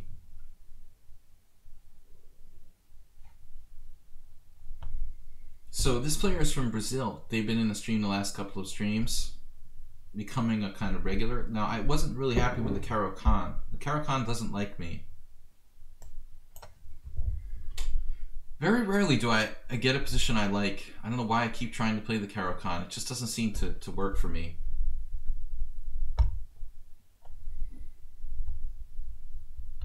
I want it to work, but I guess I just haven't put enough work into it. You know, if you want it to work, you've got to put the work in.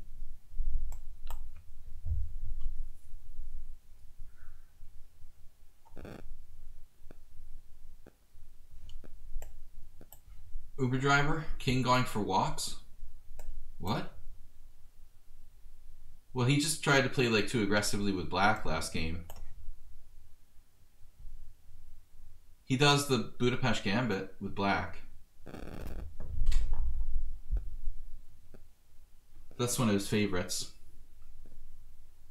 Alright, so knight b3. If I were to like play d6, would this just transpose to some kind of Najdorf? Right? So I have to get the bishop outside the pawn chain. This is normal.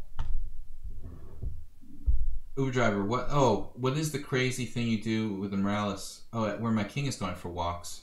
Well, I had a hallucination. Not a hallucination, but, you know, I played the opening quickly yesterday, Uber driver, and I hallucinated that Uber driver played a variation with h4. h4, h6, g4. I got confused with like g4 right away. And so it was just suicide immediately. Like, I was basically lost in less than 10 moves in the game yesterday. I'm just getting them confused. You know, h4, h6, g4, and g4 right away. It's always safer to play bishop d7. But there are some spots where I'm not sure I like d5 here, actually. There are some spots where bishop h7 and bishop e4 and bishop g6 might actually be better than bishop d7.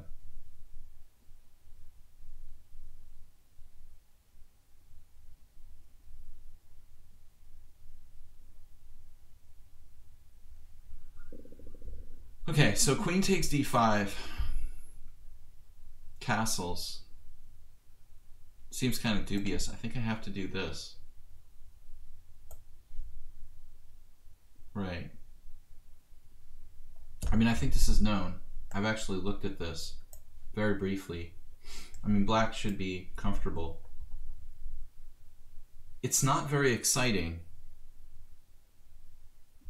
There's queen h5 type of ideas, clearly.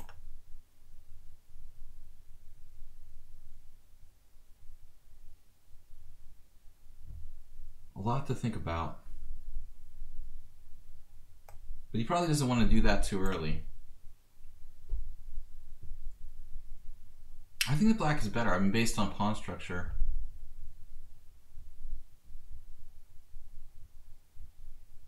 Queen e2.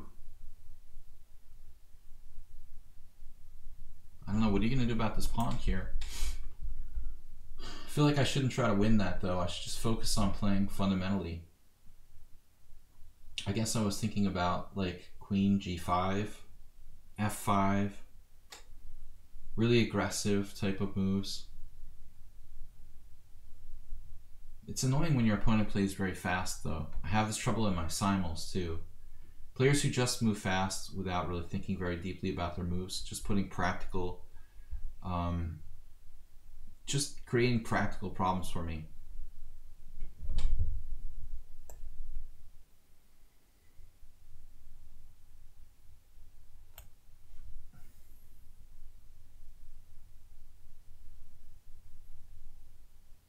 The problem is, like, I don't really have a great plan, other than winning that pawn.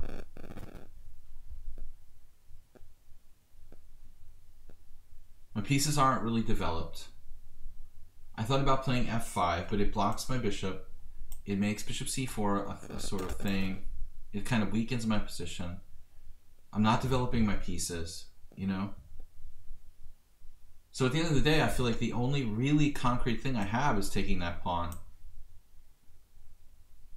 But you're right. I mean, and my initial idea is that I shouldn't really go for this pawn.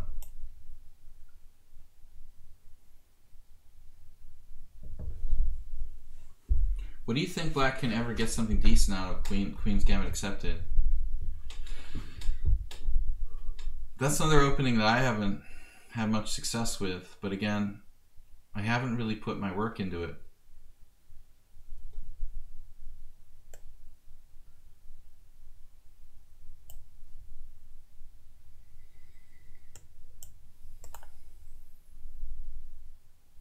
It should be okay, you know, Warnaki. The Queen's Gambit accepted. It's not a very popular, trendy defense, but it really should be all right, you know.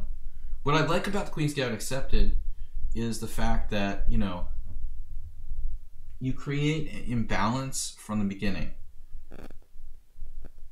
Kaidanov, Grigory Kaidanov, Max Sladgie. I mean, these are players that are American grandmasters. Well, they weren't born here, but I mean, they're essentially American grandmasters who played the Queen's Gambit accepted. Even Kasparov was playing a little bit of Queen's Gambit accepted, which was kind of surprising at the end of his career. I didn't really expect that. Yeah, I think it's a hard opening to play, but it does create some imbalance, you know, and you get more imbalance than you would get out of a normal Queen's Gambit declined. But JCS is saying, like, you're trying to get an equal game with Queen's Gambit accepted. But are you? I mean, I guess it seems like a weird way of trying to get an equal game. You know what I mean? Like, you're creating imbalance in order to balance the game at the end of the day. You know what I mean? Create imbalance on move 2 so you can rebalance it later. Or what's the idea here? B6.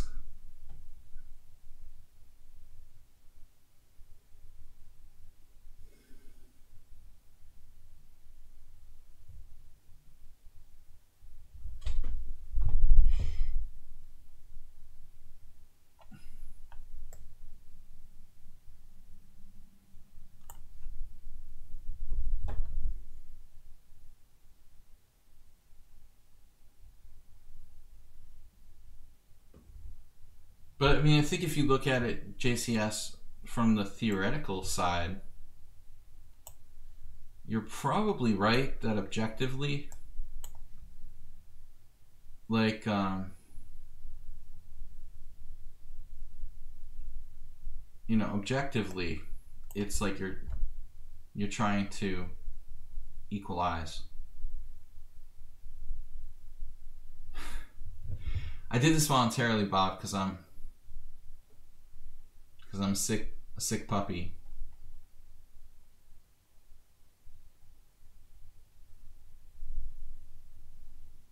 Because I'm talking about trying to imbalance games, right?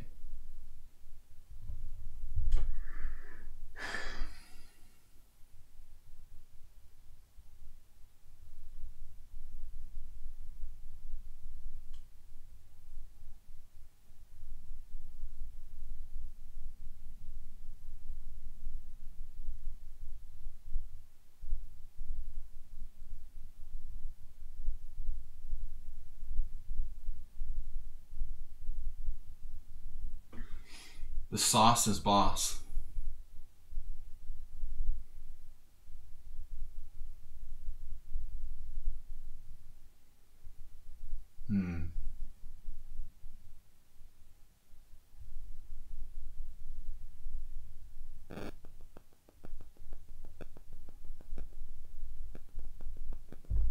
How did you miss your turn? Dude, it happens to everybody. You just get off at the wrong exit. It happens. He found that.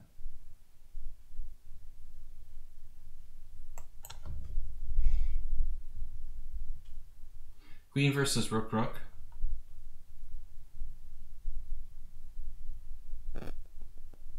Yeah, it's always an interesting imbalancing of the game. I mean, objectively white is fine, but it's harder to play with the two rooks than the queen. Sometimes. A good night to everyone.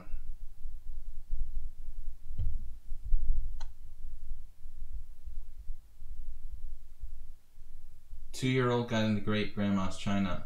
Not a Roomba moment. My Roomba disappeared. I was having an estate sale and it didn't get sold. And then like we were having donations or something, and I wanted to keep the Roomba, but it just sort of disappeared. It's very interesting. The donation lady stole it. Very disappointed about that.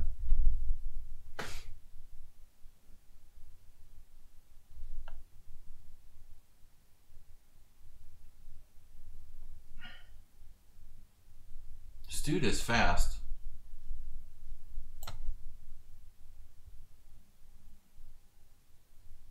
My God, man.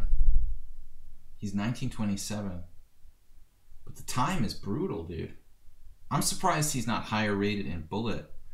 I mean, like, and Blitz. It's actually, like, it's weird that his highest rating is Rapid. You know, judging by the time use, you'd think he would be better at the super fast time controls. He's really not using his time.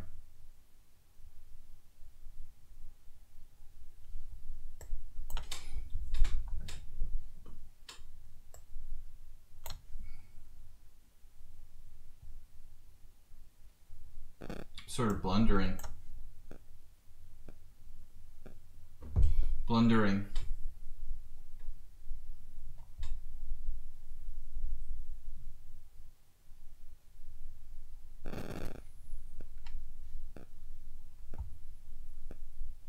Well, I mean, I can understand how someone's highest rating is Rapid, but not with the way this guy uses his time.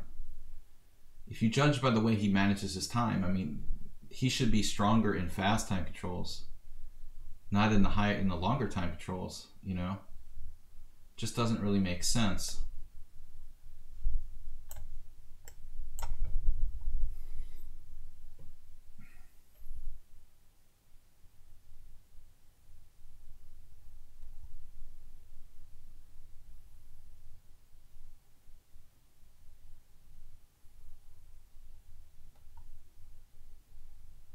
I can't believe he did that.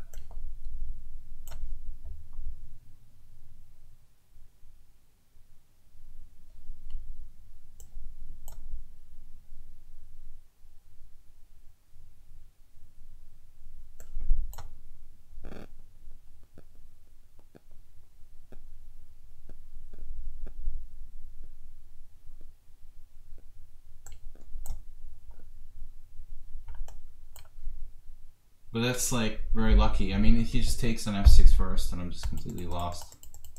I completely choked here. He just takes this and it's just over.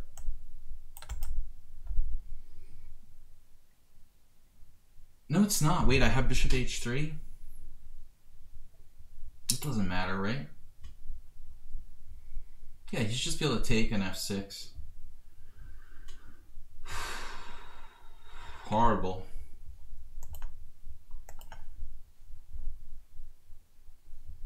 I'm just losing to rook f6.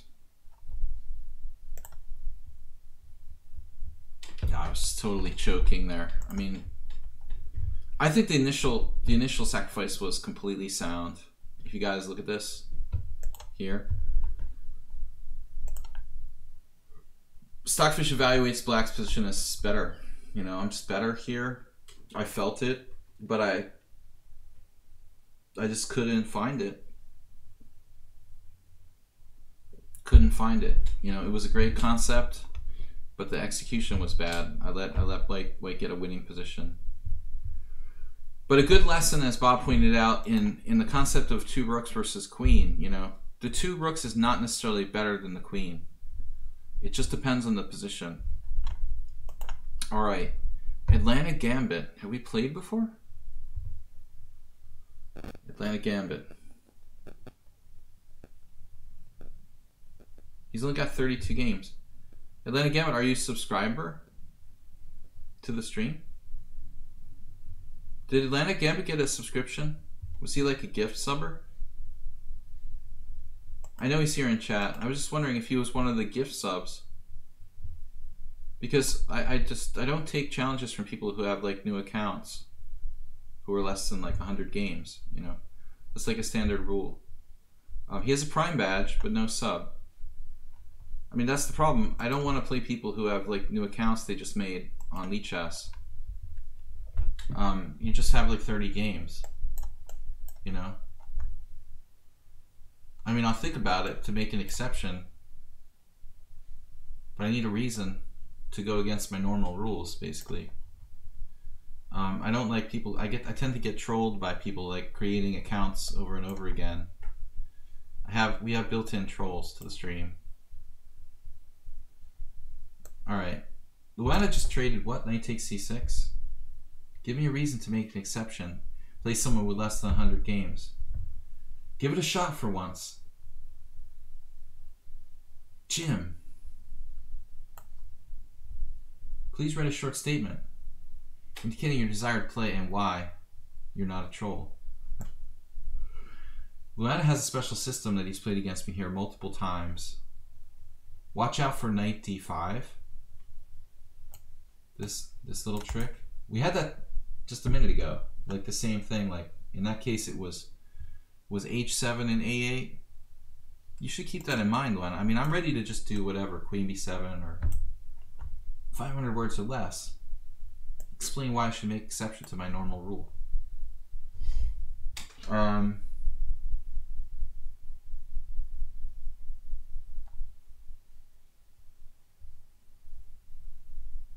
People like to like stream snipe me and stuff, and just you have 1100 games on lichess just not rated. All right, well that's a good reason. That's something. That's something encouraging.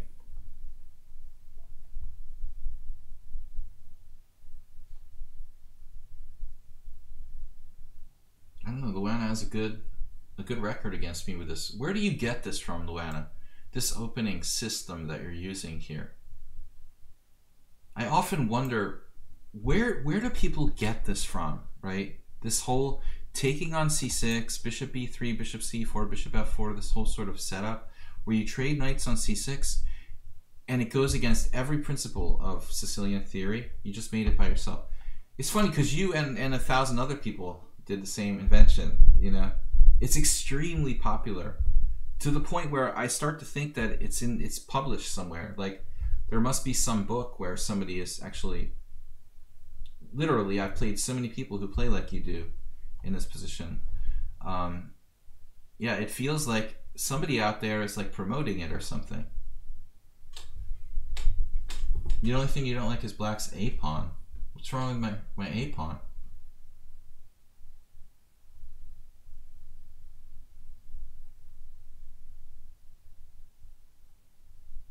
He's had winning positions against me. He's 1400. He's had winning positions against me. 2 out of his last 2 games.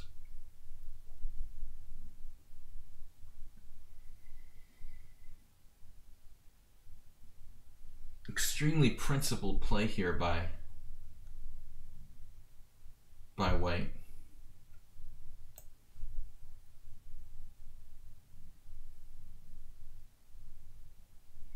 Yeah, we like you better.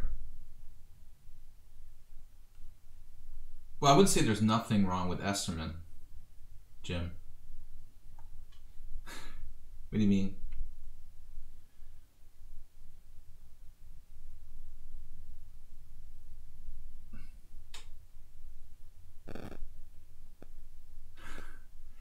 Bob, I don't know. You're treading a fine line there.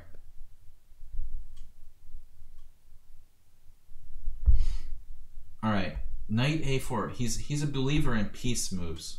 Not really into. He's not really into making too many pawn moves.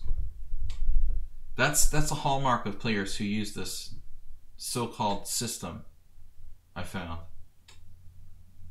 Here we go again. It's like the last time he had a winning position against me. The same sort of themes where there's no pawn moves, trying to trap my queen in mid-board, etc., etc. Amazing tension by white. Very few pawn moves.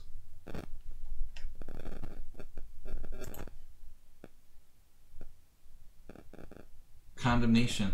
You gifted my sub to chess, bro. You didn't get to play. So now I have to put one of those 3 kids. Maybe your greatness will play me after. I'm going to be here for another, you know, 2 to 3 games, so. Sarcasm will get you everywhere.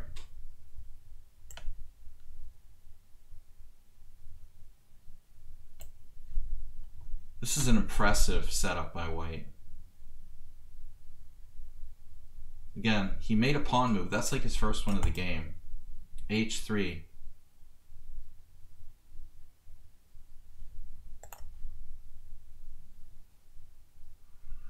It's a bad omen when Bob gives you a gift sub. We had 10 gift subs earlier from Move 11. But Bob's gift subs, Bob's gift subs are like usually a little bit poisonous. Definitely trouble brewing when Bob gives a gift sub. Powerful play here by the 1403 Luana. Powerful play. Very principled. Luana is like 1400 going on 2000. Not too many players you can say you see that. The 10 gift subs, yeah, I mean, I'm giving Bob a hard time, but with 10 gift subs, you're definitely going to sub some trolls. I mean, there's no way you can, you know.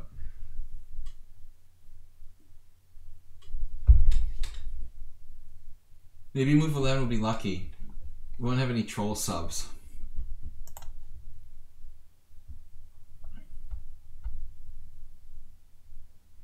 Bob's subs are always troublemakers.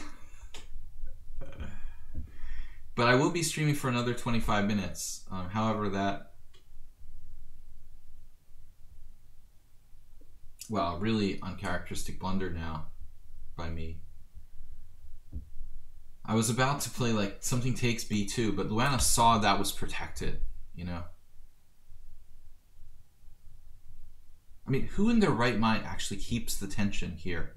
I think that is a very striking and amazing move by white to play queen c1 in this position. Not, you know, not c3, because he doesn't make pawn moves. Queen c1. Wow. So I have knight takes b2. Very careful here. Knight takes b2, knight takes b2, queen c3. And I lose the piece. I lose the piece. And this is nothing short of amazing move like queen c1. I almost lost a different way, like knight b2, queen c3, knight d3. In that case, I would lose 2 pieces for a rook. It's just unbelievable.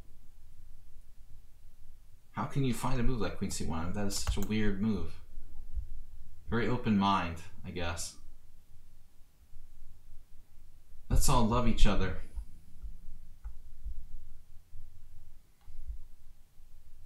I love Bob's Tinder profile.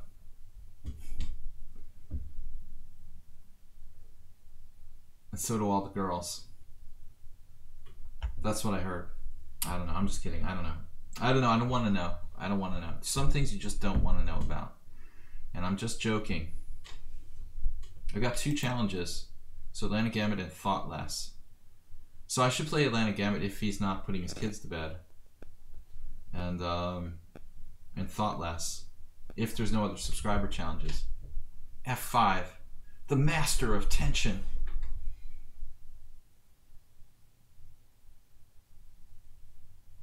The master of tension. Trying to trade queens here. Grovel. Because I'm scared.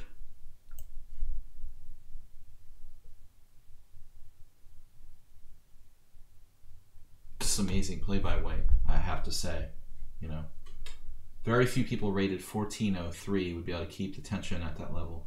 He is 1658 in classical though. Which is another case of, I'm surprised, you know. He doesn't normally use his time that well. Maybe he's getting better at using his time. I would think he would be better at the faster time controls, like Blitz and Bullet. Because he actually is very quick. So again, it doesn't make sense to me why Luana is lower in bullet and blitz and higher in rapid and classical. Though he is quite good. He should be better at the fast time controls. It's kind of like Asterbait, one of our regular followers, who sort of like same thing. He should be good at blitz, but he's actually lower rated in blitz. The revelations, I like that. But finally, I'm looking for tricks because he's always got some sort of crazy tricks. This is some sort of trick like f6, right? Knight takes b2, f6 wins a piece. Knight takes b2. See, it's like, it's absurd. You saw that? Knight takes b2, f6.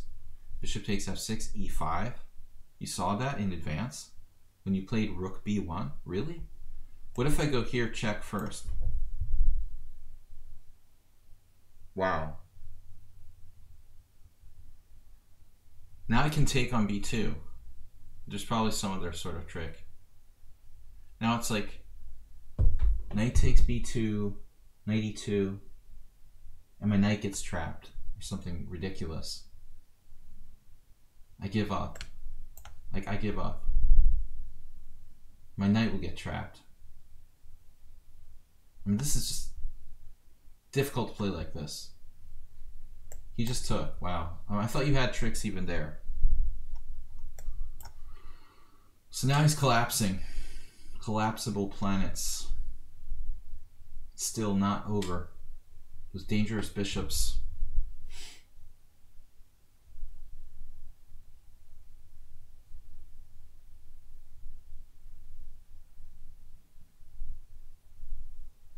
Very dangerous bishops here. This is not over.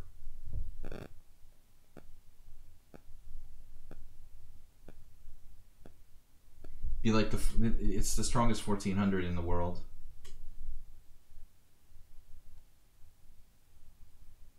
Lasting pressure for white.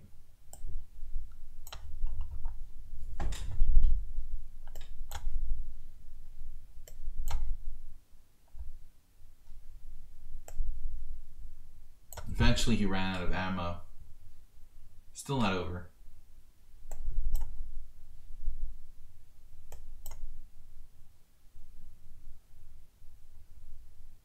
He resigned here. It's actually a strange moment to resign because, I mean, you're going to pick up this pawn with rook there. And I don't think this is so easy. Maybe I'm winning, but I'm not sure. Like rook e4.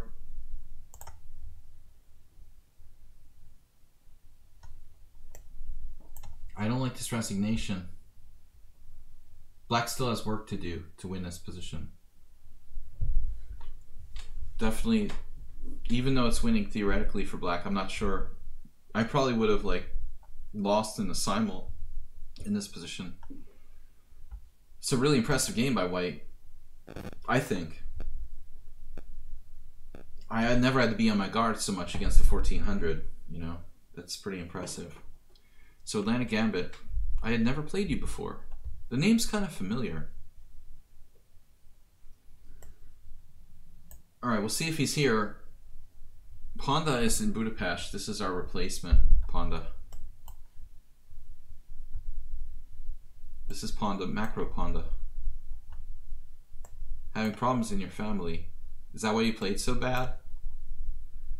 I'm sorry to hear you're having problems in your family, but I think you need to make any excuses for your play. You played great. Even if you lost, I still think you played great. I'd hate to see you when you're concentrated. He's not concentrated, my God. You played like you were 2000, man, and you're rated 1400. So if you were concentrated, I'm kind of frightened about what would happen. Maybe I'm exaggerating slightly, but I mean, he really played well, you know, and there was a million traps I could have fallen for. And he's had winning positions against me 2 out of the last 2 games. And that is a mystery.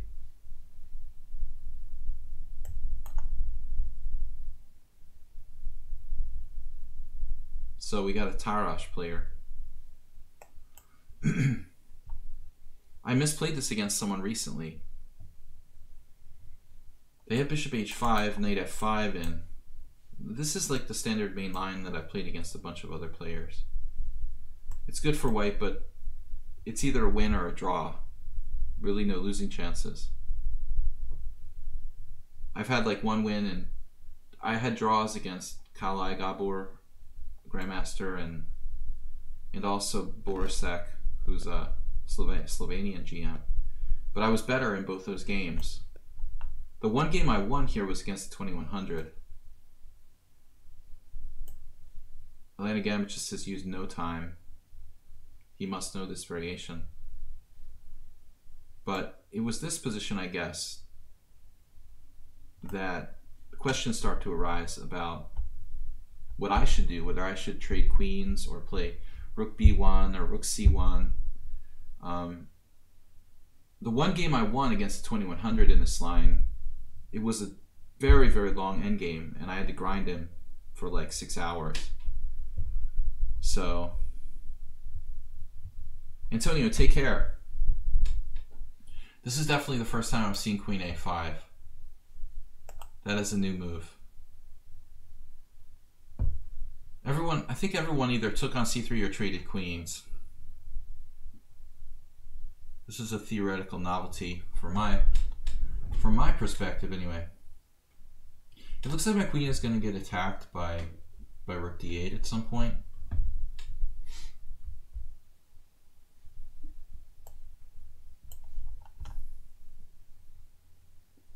Time pressure. So then again, you have 1,000 games that are unrated, but what's your usual time control? Blitz, bullet, or rapid? Bob sub. The Bob sub.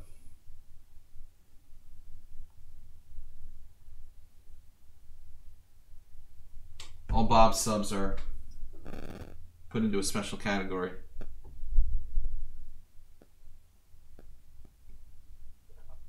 TN, queen a5. Queen a5 is always bad. That's my anti-Ben Feingold theory. Queen a5 is worse than f6 in general. Alright, so obviously if I take on b7, he's got all sorts of knight moves here. So I don't really know what I was thinking. I know that I'm fine. I'm not in any danger of losing, right? But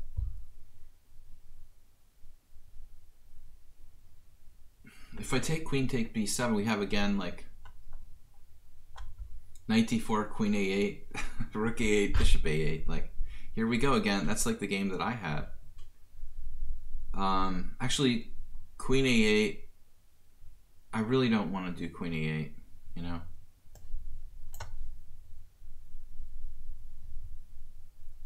No, I like the queen better. My friend, when we were beginners, he said famously that the queen is better than the two rooks because you can move all 9 points at once. You know, that the true materialist is counting like how many points the textbook like says the different pieces are worth, right? I want to move my 9 points all at once.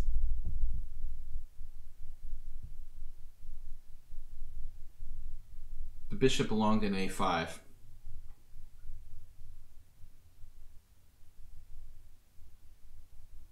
It looks like queen b2 is a blunder, but I could be wrong because I just realized he has this little trick like rook takes b7, knight d8. A little trick.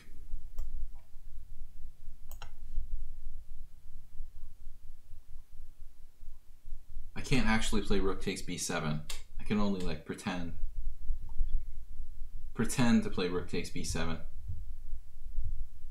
If your favorite player is Ivan Chuk, then you're in good hands, I think. Knight d4. Okay.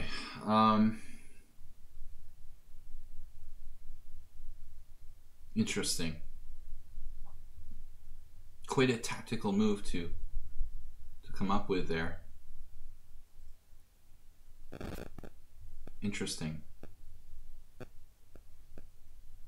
with threats of knight e2 in some positions. But I would expect nothing less from a Bob sub.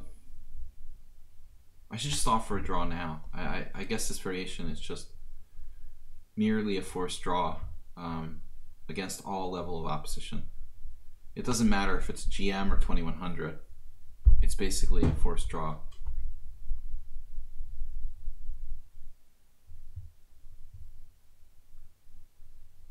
It's just hopeless. Rook b2. He has this check now. I mean, I certainly didn't see knight d4 was a move. Let's just end the game and play the next game.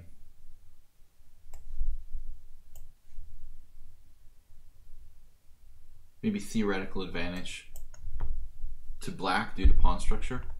But at the same time, he's got to be careful a little bit. Bishop d4. Perfect technique. He's down a pawn, I forgot. Okay, that's good. I have an extra pawn. I thought I was down a pawn. Or going to be down a pawn. It's going to be equal pawns. Yeah, that's the move. That is the move. This is a move.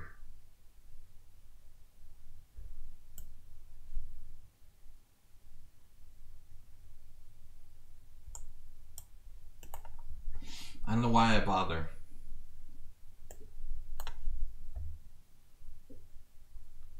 Only Magnus Carlsen could win this position for white. Like, seriously.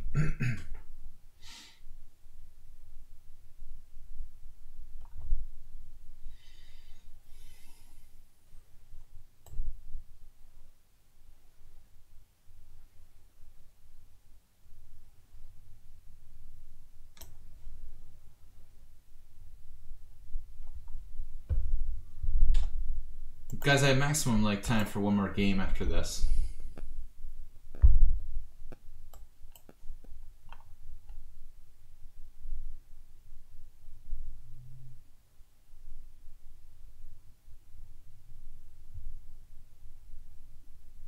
Kind of tedious position here. Get my rook on the 7th. Gonna be hard to do. Honestly, I don't have the energy for this. I don't have the energy for this. Too tired. Goodbye. Goodbye. I could try, you know.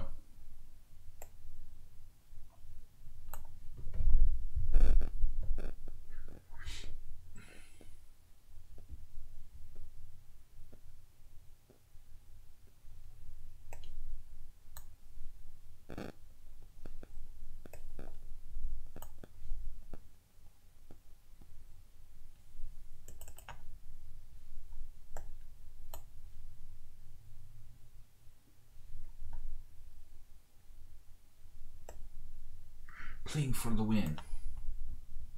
He plays for a win. Only a Bob sub would play for a win here.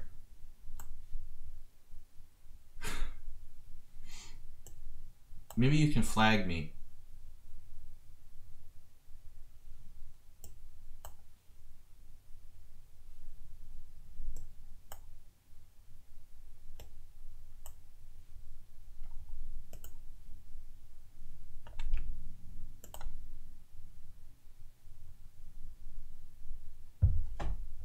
A bit here and a bit there. Let's check out the final analysis of this game.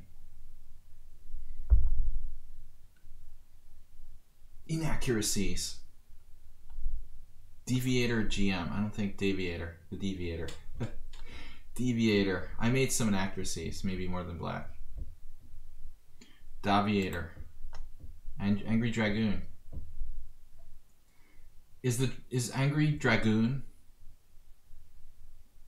Lots of 1900s. Black made one blunder. A blunder. Well, there's apparently a blunder. Queen a5 is a blunder.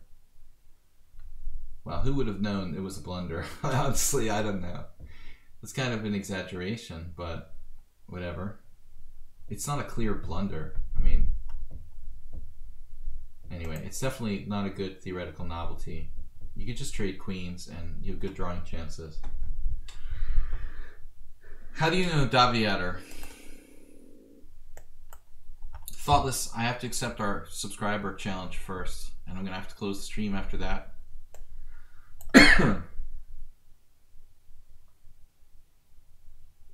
If you don't want to trade queens in that position, you should be playing a different opening, honestly. A different defense. It's too late to be playing for a win in that position with black. You're going to have to think of something a little earlier.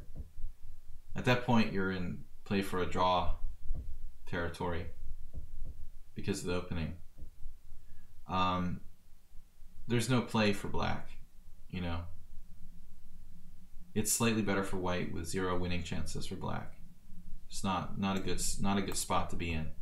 I mean, you could try to play for a win if your opponent is like under 1800 maybe, but objectively, if you're playing anyone who's 1800 or above, black's winning chances are like 5%, you know, or something like that.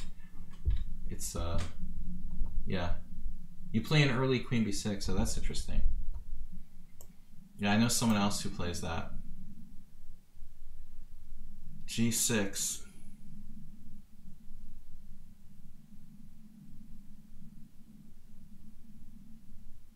So someone was talking about the Schlechter Slav. Schlechter Slav. Warnacki stressed. He's not the only one. Looked like Luana was gonna freak out. At least I'm not stressed. I finished my beer, so I'm good.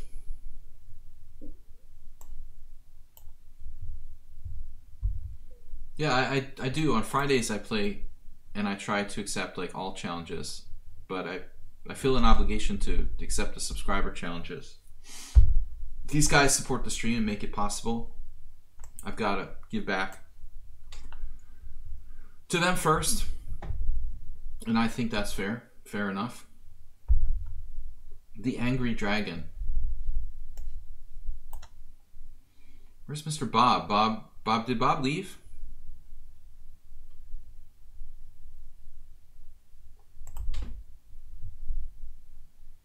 Where is Bob? Should we time him out? I'm gonna mod Bob. I should mod Bob just for just to troll him.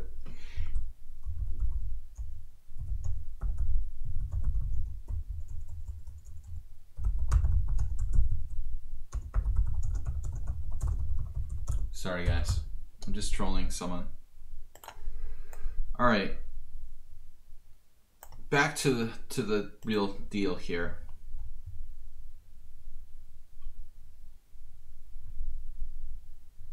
Guys, we're gonna be back with our Ponda Arena tomorrow. Angry Dragoon. Looks like very standard play here. Logical play by black. Schlechter Slav. Great opening. Very solid. You did bad last tourney. Oh, that's interesting. You like the tourney? Is that your favorite stream? I bet it is. Okay.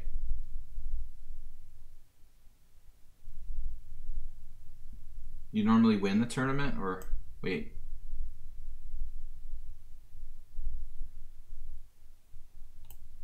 Oh, you didn't like losing. Right, I know. Me neither. I hate when I lose.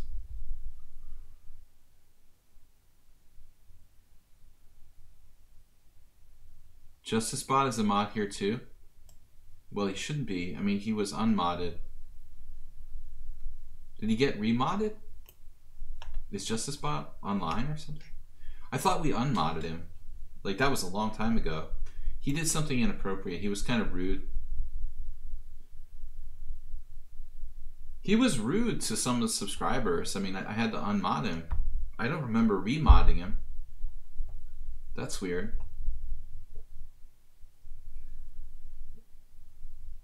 That's strange. Maybe, I don't recall. It's been so long ago, Mr. Coffee. I don't remember making him a mod again. That's really, really strange. Like, how did he become a mod again? No, I mean, we were on okay terms, but I don't, you know, I didn't want him to be a mod, so I unmodded him.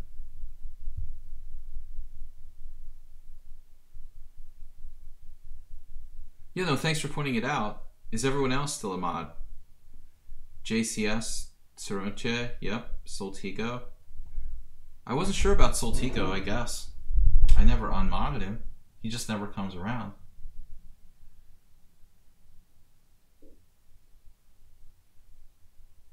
This is interesting. A little bit like a Grunfeld. We're going to try this aggressive approach here.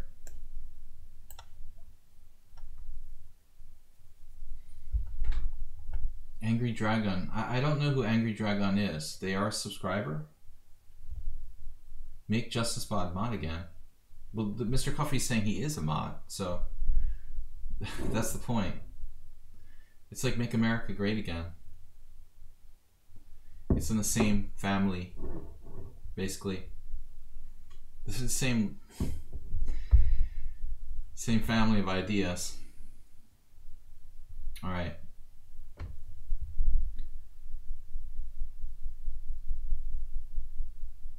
My favorite jokes.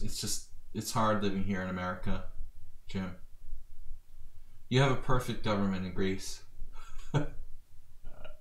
I'm sure. I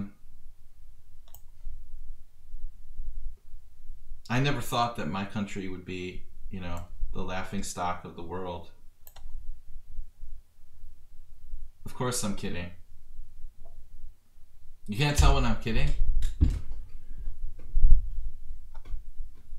Oh, he just stole a piece. Good game. Alright guys, that's it for today. I'm going to end the stream now, hanging pieces. Great game for Angry Dragon. Very strong player. I will see you later, and we're going to be holding the Ponda Arena tomorrow, so hoping Angry Dragon will be the champ again. I'll see everybody later, and thanks for joining me for the stream from the Ponda myself. I will see you guys later. Bye-bye. Bye guys, take care.